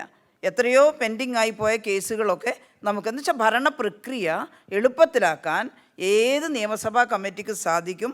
അതിൻ്റെ ഗൗരവത്തോടെ ആ കമ്മിറ്റിയെ സമീപിച്ചാലെന്നുള്ളതിൻ്റെ ഉദാഹരണമാണ്. ഡോക്ടർ, ഈ ഹൗസ് കമ്മിറ്റിയുടെ ഒരു പ്രശ്നം എന്ന് പറഞ്ഞാൽ ഈ കംപ്ലൈൻറ്റൻ്റ് മിക്കപ്പോഴും MLA തന്നെയായിരിക്കും. അപ്പം ചെറിയ ചെറിയ വർക്കുകൾ, കർട്ടൻ, പെയിൻറ്റ് ഇങ്ങനെയുള്ള വിഷയത്തിനൊക്കെ ചിലപ്പോൾ ഫണ്ടില്ലെങ്കിൽ നമ്മൾ ബന്ധപ്പെട്ട സിഇയോട് ഫണ്ട് അനുവദിക്കാൻ വേണ്ടി പറയും. പക്ഷേ ആവർത്തിച്ച് കമ്മിറ്റി ആവശ്യപ്പെട്ടിട്ടും ഫണ്ട് അനുവദിക്കാതിരുന്നപ്പോൾ ഒരിക്കൽ ഒരു CA ഇതേപോലെ കമ്മിറ്റി വിളിച്ചു വരുത്തി. അപ്പം പിന്നീട് അറിയുന്നത് ഈ CE തന്നെ പോയി കംപ്ലയിൻറ്റ് കൊടുത്തു. ആ CEയുടെ കംപ്ലയിൻറ്റ് കൊടുത്തിട്ട് കമ്മിറ്റിയിൽ വരേണ്ടതില്ല എന്നൊരു തീരുമാനം എടുത്തായിട്ടാണ്. അപ്പോൾ ഏതാണ്ട് 7ഓളം MLA എടുത്തൊരു തീരുമാനത്തിന് ഇങ്ങനെ ഓവർറൂൾ ചെയ്യുന്ന കമ്മിറ്റിയിൽ വരേണ്ടതില്ല എന്ന് CE തീരുമാനിച്ചോ? CE കംപ്ലയിൻറ്റ് കൊടുത്തു. CEയുടെ കംപ്ലയിൻറ്റ് കേട്ടിട്ട് ബന്ധപ്പെട്ടവർ അത് ആ കമ്മിറ്റിയിൽ പങ്കെടുക്കേണ്ട എന്നുള്ളൊരു തീരുമാനം പറഞ്ഞു. അപ്പം അങ്ങനെ ഏത് ഡിപ്പാർട്ട്മെന്റാണ് തീരുമാനിച്ചതെന്ന് വെച്ചാൽ അത് അനുഭവങ്ങൾ ഉണ്ടായെന്ന് പറയുകയായിരുന്നു. ഡോക്ടർ പറഞ്ഞത് ഒരു പ്രധാനപ്പെട്ട വിഷയമാണ്. നിയമസഭാ സമിതിയുടെ യോഗത്തിന് സെക്രട്ടറിമാർ തന്നെ വരണം എന്ന് വെച്ചാൽ ഹയർ ഒഫീഷ്യൽസ് തന്നെ വരണമെന്നാണ്. സെക്രട്ടറിമാർ പലപ്പോഴും പങ്കെടുക്കാത്തൊരവസ്ഥ പല കമ്മിറ്റികളും പറഞ്ഞു കേൾക്കാറുണ്ട്. പകരം ആരെയെങ്കിലും പറഞ്ഞേക്കുക എന്നുള്ളത് അത് നമ്മൾ ബോധ്യപ്പെടുത്തേണ്ട ഒരു കാര്യമാണ്. ബഹുമാനപ്പെട്ട സ്പീക്കർ കൂടിയിരിക്കുന്നു. നിയമസഭാ സമിതി വിളിച്ചു ചേർത്താൽ ആ വകുപ്പിൻ്റെ ഏറ്റവും ഉയർന്ന സെക്രട്ടറിയാണ് വിളിക്കുന്നതെങ്കിൽ സെക്രട്ടറി വരണം. ചീഫ് എഞ്ചിനീയറാണ് വിളിക്കുന്നത്, ചീഫ് എഞ്ചിനീയർ വരണം. ചീഫ് എഞ്ചിനീയർ ഇനി കമ്മിറ്റിക്ക് പോകേണ്ടതില്ല എന്ന് തീരുമാനിക്കാൻ ഒരു ഡിപ്പാർട്ട്മെൻറ്റിനും അധികാരമില്ല. അത് ഗവൺമെൻറ് ഗൗരവമായിട്ട് കാണേണ്ട വിഷയമാണ്. രണ്ടാമത്തത് ഇന്നലെ പറഞ്ഞൊരു വിഷയമാണ്. ഇന്നലെ ഈ റൂൾസ് ഓഫ് പ്രൊസീജിയേഴ്സും അതുപോലെ പ്രസിഡൻസും തമ്മിലുള്ള ഒരു കോൺഫ്ലിക്റ്റിനെ പറയാനുണ്ട്. എപ്പോഴും റൂൾസ് ഓഫ് പ്രൊസീജിയേഴ്സിനെ ഓവർകം ചെയ്യാൻ വേണ്ടി പ്രസിഡൻസ് പറയുന്നുണ്ട്. അപ്പോൾ ഈ തെറ്റായ വഴക്കങ്ങളാണെന്ന് നമുക്ക് ബോധ്യപ്പെട്ട് കഴിഞ്ഞാൽ അത് ഇനി തുടരേണ്ടതില്ല എന്ന് ഏതെങ്കിലും കമ്മിറ്റിക്ക് ശുപാർശ ചെയ്യാൻ പറ്റുന്ന രീതിയുണ്ടോ എന്നുള്ളതാണ് ചോദ്യം. എന്താ അവസാനം ചോദിച്ചിട്ടുള്ളൂ? അതായത് ഇന്നലെ നമ്മൾ സംസാരിച്ച കൂട്ടത്തിൽ ഈ റൂൾസ് ഓഫ് പ്രൊസീജിയർ ഓവർകം ചെയ്യാൻ വേണ്ടി പലപ്പോഴും പല ഏത് പ്രതിപക്ഷമാണെങ്കിലും അങ്ങനെയാണെങ്കിലും മാറി മാറി വരുമ്പോൾ കീഴ്വഴക്കങ്ങളെ കൊട്ടുപിടിക്കാറുണ്ട് പ്രസിഡൻസിന്. അപ്പോൾ അത് തെറ്റായ കീഴ്വഴക്കങ്ങളെന്ന് ബോധ്യപ്പെട്ട് കഴിഞ്ഞാൽ അത് തുടരേണ്ടതില്ല എന്ന് ഏതെങ്കിലും കമ്മിറ്റിക്ക് ശുപാർശ ചെയ്തൊരു അമിക്കബിളായിട്ടുള്ള ഒരു റൂൾസ് ഓഫ് പ്രൊസീജിയർ ശരിയല്ലാന്ന് തോന്നിയാൽ അല്ല, അതിനെ ഓവർകം ചെയ്യാൻ വേണ്ടിയിട്ട് അല്ല, അതിന് റൂൾസ് ഓഫ് പ്രൊസീജിയറിൽ മാറ്റം വരുത്താൻ അഡ്ഹോക് കമ്മിറ്റിയൊക്കെ നിശ്ചയിച്ച് വരുമ്പോഴേ മാറ്റം വരുത്താൻ പറ്റുള്ളൂ. നേരത്തെ ഒരു കീഴ്വഴക്കമുണ്ട് എന്നുള്ള രീതിയിൽ പറഞ്ഞുകൊണ്ട് പലപ്പോഴും ഇപ്പം റൂൾ 50യുടെ കാര്യത്തിലാണ് കൂടുതലും വരുന്നത്. സാധാരണയായിട്ട് നിയമസഭയുടെ പ്രവർത്തനങ്ങളിൽ കീഴ്വഴക്കങ്ങൾ നമ്മൾ ഉപയോഗിക്കാറുണ്ട്. പക്ഷേ നിയമസഭാ കമ്മിറ്റി റൂൾസ് ഓഫ് പ്രൊസീജിയർ അനുസരിച്ച് തന്നെയാണ്. കീഴ്വഴക്കങ്ങൾ അപൂർവമായിട്ട് ഉപയോഗപ്പെടുത്താമെന്നല്ലാതെ ഈ കമ്മിറ്റിക്ക് വരണ്ടെന്നൊന്നും കീഴ്വഴക്കങ്ങളുടെ ഭാഗമായിട്ട് തീരുമാനിക്കാൻ പറ്റുമെന്ന് എനിക്ക് തോന്നുന്നില്ല. അങ്ങനെ പറ്റും തോന്നുന്നില്ല. ഇവിടെ തെറ്റായ കീഴ്വഴക്കം നേരത്തെ ഉണ്ടായി പ്രസിഡൻസ് ഉണ്ടായി കാണും. തെറ്റായ കീഴ്വഴക്കം ഉണ്ടെങ്കിൽ പുതിയ സമിതിയെ തിരുത്തണം. ആവർത്തിക്കേണ്ട എന്നൊരു തീരുമാനം എപ്പോഴും അതന്നെ വീണ്ടും വീണ്ടും പറഞ്ഞിട്ട് വീണ്ടും അതാണ് ഈ കോൺഫ്ലിക്ട്സ് കൂടുതലും വരുന്നത്. നമ്മൾ നിയമസഭ കൂടുമ്പോൾ ഈ പറഞ്ഞ ഈ അവസരങ്ങൾ പുറത്തേക്ക് കേൾക്കുന്ന രീതിയിലുള്ള കോൺഫ്ലിക്ട്സ് വരുന്ന പലപ്പോഴും ഇതുമായിട്ട് ബന്ധപ്പെട്ടാണ്. സമിതിക്ക് ശുപാർശ ചെയ്യാം, ഈ തെറ്റായ കീഴ്വഴക്കാണിത്, അത് ആവർത്തിക്കരുത് എന്ന് പറഞ്ഞിട്ട് ഗവൺമെൻറ്റിന് ശുപാർശ ചെയ്യാം സമിതിക്ക്. കേട്ടോ? ഇനി കുറച്ചും കൂടി കാര്യങ്ങൾ പറയാനുണ്ട്, അത് കഴിഞ്ഞിട്ടാവോ ഇനി? സമയം ഉള്ളതുകൊണ്ടാണ്. നമ്മുടെ ജനപ്രതിനിധികളുടെ സഭയോടുള്ള അക്കൗണ്ടബിലിറ്റിയാണ് ഇതിൽ ഏറ്റവും പ്രധാനം. അത് പലരും മറക്കുകയാണ്. ഓൺലൈൻ മീറ്റിംഗ് കൊടുക്കുന്നത് വളരെ അത്യാവശ്യമായിട്ടുള്ളൊരു സാഹചര്യത്തിൽ ആ അംഗത്തിന് ഈ സമിതി മുമ്പാകെ പലതും പറയാനുണ്ട്, പക്ഷേ ഹാജരാവാൻ പറ്റുന്നില്ല. അങ്ങനെയൊരു ബുദ്ധിമുട്ട് വന്നു. ആ സമയത്തിന് വേണ്ടിയാണ് ഓൺലൈൻ മീറ്റിംഗ് അനുവദിക്കുന്നത്. എന്നാൽ ഇപ്പോൾ നമ്മളെല്ലാവരും അതൊരു സൗകര്യമായിട്ട് എടുക്കുകയാണ്. പലരും കാറിലിരുന്നിട്ടൊക്കെയാണ്. നിയമസഭാ സമിതി സ്വകാര്യമായിട്ട് ബഹുമാനപ്പെട്ട സ്പീക്കർ ഇവിടെ പറഞ്ഞു, ഇതിനൊരു പ്രൈവസി ഉണ്ട് നിയമസഭാ സമിതിക്ക്. ഇതിൽ വളരെ അത്യാവശ്യമായിട്ടുള്ള ആളുകൾ ഒഴികെ ബാക്കി എല്ലാവരും പുറത്തു പോകണമെന്നാണ് നിയമസഭാ സമിതി ചേരുമ്പോൾ. പക്ഷേ കാറിലിരുന്നിട്ട് അപ്പം നടത്തുന്ന ചില പ്രവർത്തനങ്ങളെല്ലാം ചർച്ച ചെയ്യുന്നുണ്ടാവും. ഡ്രൈവർ ഉണ്ടാകും, ബാക്കിലെ സീറ്റിൽ വേറൊരാളുണ്ടാവും, അല്ലെങ്കിൽ മുന്നിലെ സീറ്റിൽ മറ്റൊരാളുണ്ടാവും, ചിലപ്പോൾ ഗൺമാൻ ഉണ്ടാവും, അല്ലെങ്കിൽ PA ഉണ്ടാകും MLA-മാരുടെ. അവിടെ ഇരുന്നിട്ട് ഇത് ഇങ്ങനെ കേൾക്കണം. അതൊരു ശരിയല്ലാത്ത കാര്യമാണ്. ഒരിക്കലും ആവർത്തിക്കരുത് എന്നാണ് നമുക്ക് അത്തരം അംഗങ്ങളോട് പറയാം. ഇനി അഥവാ ഓൺലൈൻ മീറ്റിങ്ങിലേ ചേരാൻ പറ്റുള്ളൂ, വളരെ പ്രൈവസിയുള്ള ഒരിടത്ത് ഇരുന്ന് ആ മീറ്റിങ്ങിൽ പങ്കെടുക്കാൻ കഴിയുന്ന രീതിയിൽ ഓൺലൈൻ മീറ്റിങ്ങിൽ പങ്കെടുക്കണം. യാത്രക്കിടയിലൊന്നും നിയമസഭാ സമിതിക്കകത്ത് അങ്ങനെ കയറാൻ പാടില്ല എന്നുള്ളത് തന്നെയാണ് പറയാനുള്ളത്. ഇവിടെ പ്രൊഫസർ ജയരാജ് ഒരു കാര്യം തന്നിട്ടുള്ളത്, കമ്മിറ്റികളുടെ പെൻഡിങ് ഫയൽ ഫയലുകളുടെ ഒരു ലിസ്റ്റ് ബഹുമാനപ്പെട്ട സ്പീക്കർക്ക് നൽകിയാൽ സ്പീക്കർ അത് തീർക്കാൻ പ്രത്യേകം കമ്മിറ്റികളുടെ കൂടുതൽ സിറ്റിങ്ങിന് അനുവാദം നൽകാൻ കഴിയുമോ? ഇപ്പോൾ നമ്മുടെ ഫിനാൻസ് കമ്മിറ്റികളാണ് 4 സിറ്റിംഗ് നടത്തുന്നത് മാസത്തിൽ, മറ്റ് കമ്മിറ്റികൾക്ക് 3 സിറ്റിങ്ങേ ഉള്ളൂ.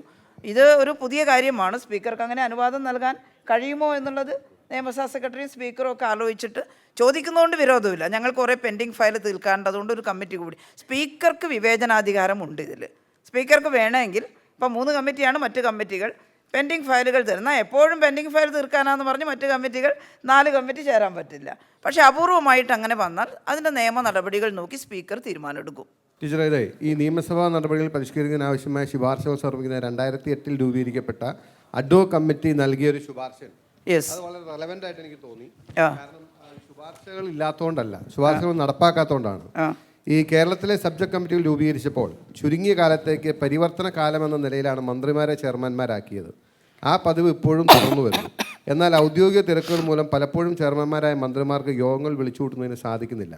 പാർലമെൻറ്റിലും സബ്ജക്ട് കമ്മിറ്റികൾ നിലവിലുള്ള ഇതര സംസ്ഥാനങ്ങളിലും അനൗദ്യോഗിക അംഗങ്ങൾ തന്നെയാണ് സബ്ജക്ട് കമ്മിറ്റിയുടെ ചെയർമാൻമാരായി പ്രവർത്തിക്കുന്നത്. എക്സിക്യൂട്ടീവിൻ്റെ വിവിധ വകുപ്പുകളുടെ തലവന്മാർ തന്നെ നിയമസഭാ സമിതിയുടെ അധ്യക്ഷന്മാരായി പ്രവർത്തിക്കുന്നത് വിരോധാഭാസമാണ്. വളരെ റെലവൻ്റ് ആയിട്ടുള്ള ഒരു റെക്കമെൻഡേഷനായിട്ടാണ് എനിക്ക് തോന്നിയത്. കമ്മിറ്റി കൊടുത്തിട്ടും അതിൻ്റെ ഇതിൽ നമ്മുടെ ഈ നോട്ടിനകത്തും നമ്മളത് സൂചിപ്പിച്ചിട്ടുണ്ട്. അതായത് സബ്ജക്ട് കമ്മിറ്റികളുടെ ചെയർമാൻ ഇപ്പോൾ മന്ത്രിയാണ്. അപ്പോൾ മന്ത്രിമാരുടെ തിരക്കുകൾ കാരണം വളരെ ശക്തമായിട്ടുള്ള കൃത്യമായിട്ടുള്ളൊരു സ്ക്രൂട്ടിനി നടത്താൻ ബഡ്ജറ്റുകളെക്കുറിച്ചും മറ്റും ഈ സബ്ജക്ട് കമ്മിറ്റിക്ക് സാധിക്കുന്നില്ല എന്നൊരു അവസ്ഥയുണ്ട്. മാത്രമല്ല ഈ മന്ത്രി എക്സ് ഒഫീഷ്യോ അംഗമാണ് ഈ കമ്മിറ്റിയുടെ. അപ്പോൾ അതിന് പകരം അതിൻ്റെ എന്താണ് നടപടിക്രമങ്ങൾ എന്നുള്ളത്, അതിൻ്റെ ലീഗാലിറ്റി എന്താണെന്നുള്ളത് ഒന്ന് പരിശോധിക്കേണ്ടതായിട്ടുണ്ട് എന്നുള്ളതാണ്. അപ്പോൾ ഈ നമ്മുടെ ഇന്നത്തെ ക്ലാസ്സിന് വേണ്ടി നമ്മൾ സംസാരിക്കുമ്പോഴും നമ്മളൊന്ന് ഒരു അഭിപ്രായം ഈ ക്ലാസ്സിൻ്റെ ഭാഗമായിട്ട് രേഖപ്പെടുത്തുന്നത്, ഇത്തരത്തിലുള്ള കമ്മിറ്റികളുടെ ചെയർമാൻഷിപ്പ് മന്ത്രിയല്ലാതെ മറ്റാരെങ്കിലും ഏൽപ്പിക്കാൻ പറ്റുമോ? അങ്ങനെ ആയാൽ കുറച്ചും കൂടി, പക്ഷേ ആ ഏറ്റെടുക്കുന്ന ആൾ മന്ത്രിയെപ്പോലെ തന്നെ സമയക്കുറവുണ്ട് എന്ന് പറഞ്ഞിട്ട് പോയാലൊന്നും നടക്കില്ല. അവിടെയും ഉണ്ട് ഒരു ചാൻസ് ഇതിൻ്റെ പിന്നെ ലൂസാവാനുള്ളത്. പക്ഷെ അങ്ങനെയല്ല. പക്ഷെ നമുക്കൊരു ചർച്ചയാവാം. അങ്ങനെ ഒരു കോൺഫ്ലിക്ട്സ് ഇല്ലാതെ തന്നെ നമുക്ക് എങ്ങനെയാണ് ജനാധിപത്യപരമായിട്ട് കൈകാര്യം ചെയ്യാൻ സാധിക്കുമോ, ഒരു ചർച്ചയ്ക്ക് തുടക്കം കുറിക്കാമെന്ന് മാത്രമേ ഉള്ളൂ. ഇപ്പം നമുക്കൊരു മാറ്റം പറയാൻ സാധിക്കില്ല. അതൊരാൾ ഒരു MLA-ക്ക് ഒരു റോളും കിട്ടും, ഒരു അവസരം കിട്ടും. കാരണം മന്ത്രിക്ക് മന്ത്രിതായ ലെവലിൽ പോകാം. ഒരു ചെയർമാൻ എന്ന് പറയുമ്പോൾ ഒരു അംഗീകാരമുള്ളൂ. ഈ അവസരം ഉപയോഗപ്പെടുത്താനുള്ളതാണെന്ന് അല്ല ടീച്ചർ പറഞ്ഞത്. അവരും സമയമില്ലാതെ കഴിഞ്ഞ പ്രശ്നമാണ്. അതെ. പിന്നെ ഈ ഓൺലൈൻ മീറ്റിങ്ങിൻ്റെ കാര്യത്തിൽ ഇപ്പോൾ ഇവിടെ പറഞ്ഞു, നമ്മൾ ഓൺലൈൻ മീറ്റിംഗ് വെച്ച് പലപ്പോഴും ഗുണമാണ്. പക്ഷേ ടീച്ചർ പറഞ്ഞപ്പോൾ ശരിയാണ്. ഞാനുൾപ്പെടെ ചിലപ്പോൾ ഓൺലൈൻ മീറ്റിംഗ് കയറുമ്പോൾ കാറിലിരുന്ന് സംസാരിക്കും. അതിൻ്റെ ഒരു നമ്മളൊക്കെ ചിലപ്പോൾ യാത്രയിലേക്കുള്ളൂ. പിന്നെ വേറൊരു അപകടമുണ്ട്. ഇപ്പോൾ ഈ നമ്മുടെ നാട്ടിലുള്ള ജനങ്ങൾ അല്ലെങ്കിൽ നമ്മളെ ബന്ധപ്പെട്ടിരിക്കുന്ന അല്ലെങ്കിൽ ജനങ്ങൾക്ക് അറിയാം ഇങ്ങനെ ഓൺലൈൻ മീറ്റിംഗ് പങ്കെടുത്താലും മതിയെന്ന്. അപ്പോൾ നമ്മൾ പറയും സബ്ജക്റ്റ് കമ്മിറ്റിക്ക് പോകണമെന്ന് പറഞ്ഞു കഴിഞ്ഞപ്പോൾ അതിൻ്റെ ഓൺലൈൻ കമ്മിറ്റി നമുക്ക് മറ്റേ പരിപാടി പങ്കെടുത്തിട്ടേ എന്നുള്ള ചോദ്യം പലപ്പോഴും വരണ്ടേ. ഈ ഓൺലൈൻ കമ്മിറ്റി ശരിക്കും പറഞ്ഞാൽ നമ്മൾ വെച്ചത് ഈ കോവിഡ് വന്ന പശ്ചാത്തലത്തിലാണ്. ഇനി അതിനെക്കുറിച്ച് വേണമെന്ന് ചിന്തിക്കണം. കാരണം അല്ലെങ്കിൽ സ്വാഭാവികമായിട്ടും നമ്മൾ മണ്ഡലത്തിൽ നിൽക്കാൻ നിർബന്ധിതരാകുകയും ചെയ്യും. 2, ഈ ഓൺലൈൻ മീറ്റിങ്ങൾ ഒന്ന് ഞാൻ ഉൾപ്പെടെയുള്ള ആൾ കയറുമ്പോൾ ഫുൾ ടൈം ഇരിക്കാറില്ല. നമ്മൾ അടുത്ത പരിപാടിക്ക് പോകുന്നൊരു സാഹചര്യം ഉണ്ടാവും. ചുരുക്കണം അല്ലേ, കുറച്ച് അവസാനിപ്പിക്കാൻ വേണം. അപ്പോൾ ഓൺലൈനെ കുറിച്ച് നേരത്തെ പറഞ്ഞതുകൊണ്ട് ഞാൻ കൂടുതൽ പറയുന്നില്ല. 95% ഫിസിക്കലായിട്ട് പങ്കെടുക്കുന്നതാണ് ഉചിതമെന്ന് കരുതുക. ഒരു 5% അത്യാവശ്യ കാര്യങ്ങൾക്ക് വേണ്ടി ഓൺലൈനിൽ കയറാൻ അവസരം കൊടുക്കാം. പക്ഷേ ആ കൊടുക്കുന്ന സമയത്ത് അതിൻ്റെ ചിട്ടയോടുകൂടി തന്നെ നമ്മൾ അത് കൈകാര്യം ചെയ്യണം. സമിതി സംബന്ധിച്ച കുറച്ച് കാര്യങ്ങൾ കൂടി നിങ്ങൾക്ക് അറിയുന്നതാണ്. സമിതിയുടെ കാലാവധി സംബന്ധിച്ച് എല്ലാവർക്കും അറിയാം, 30 മാസമാണ്.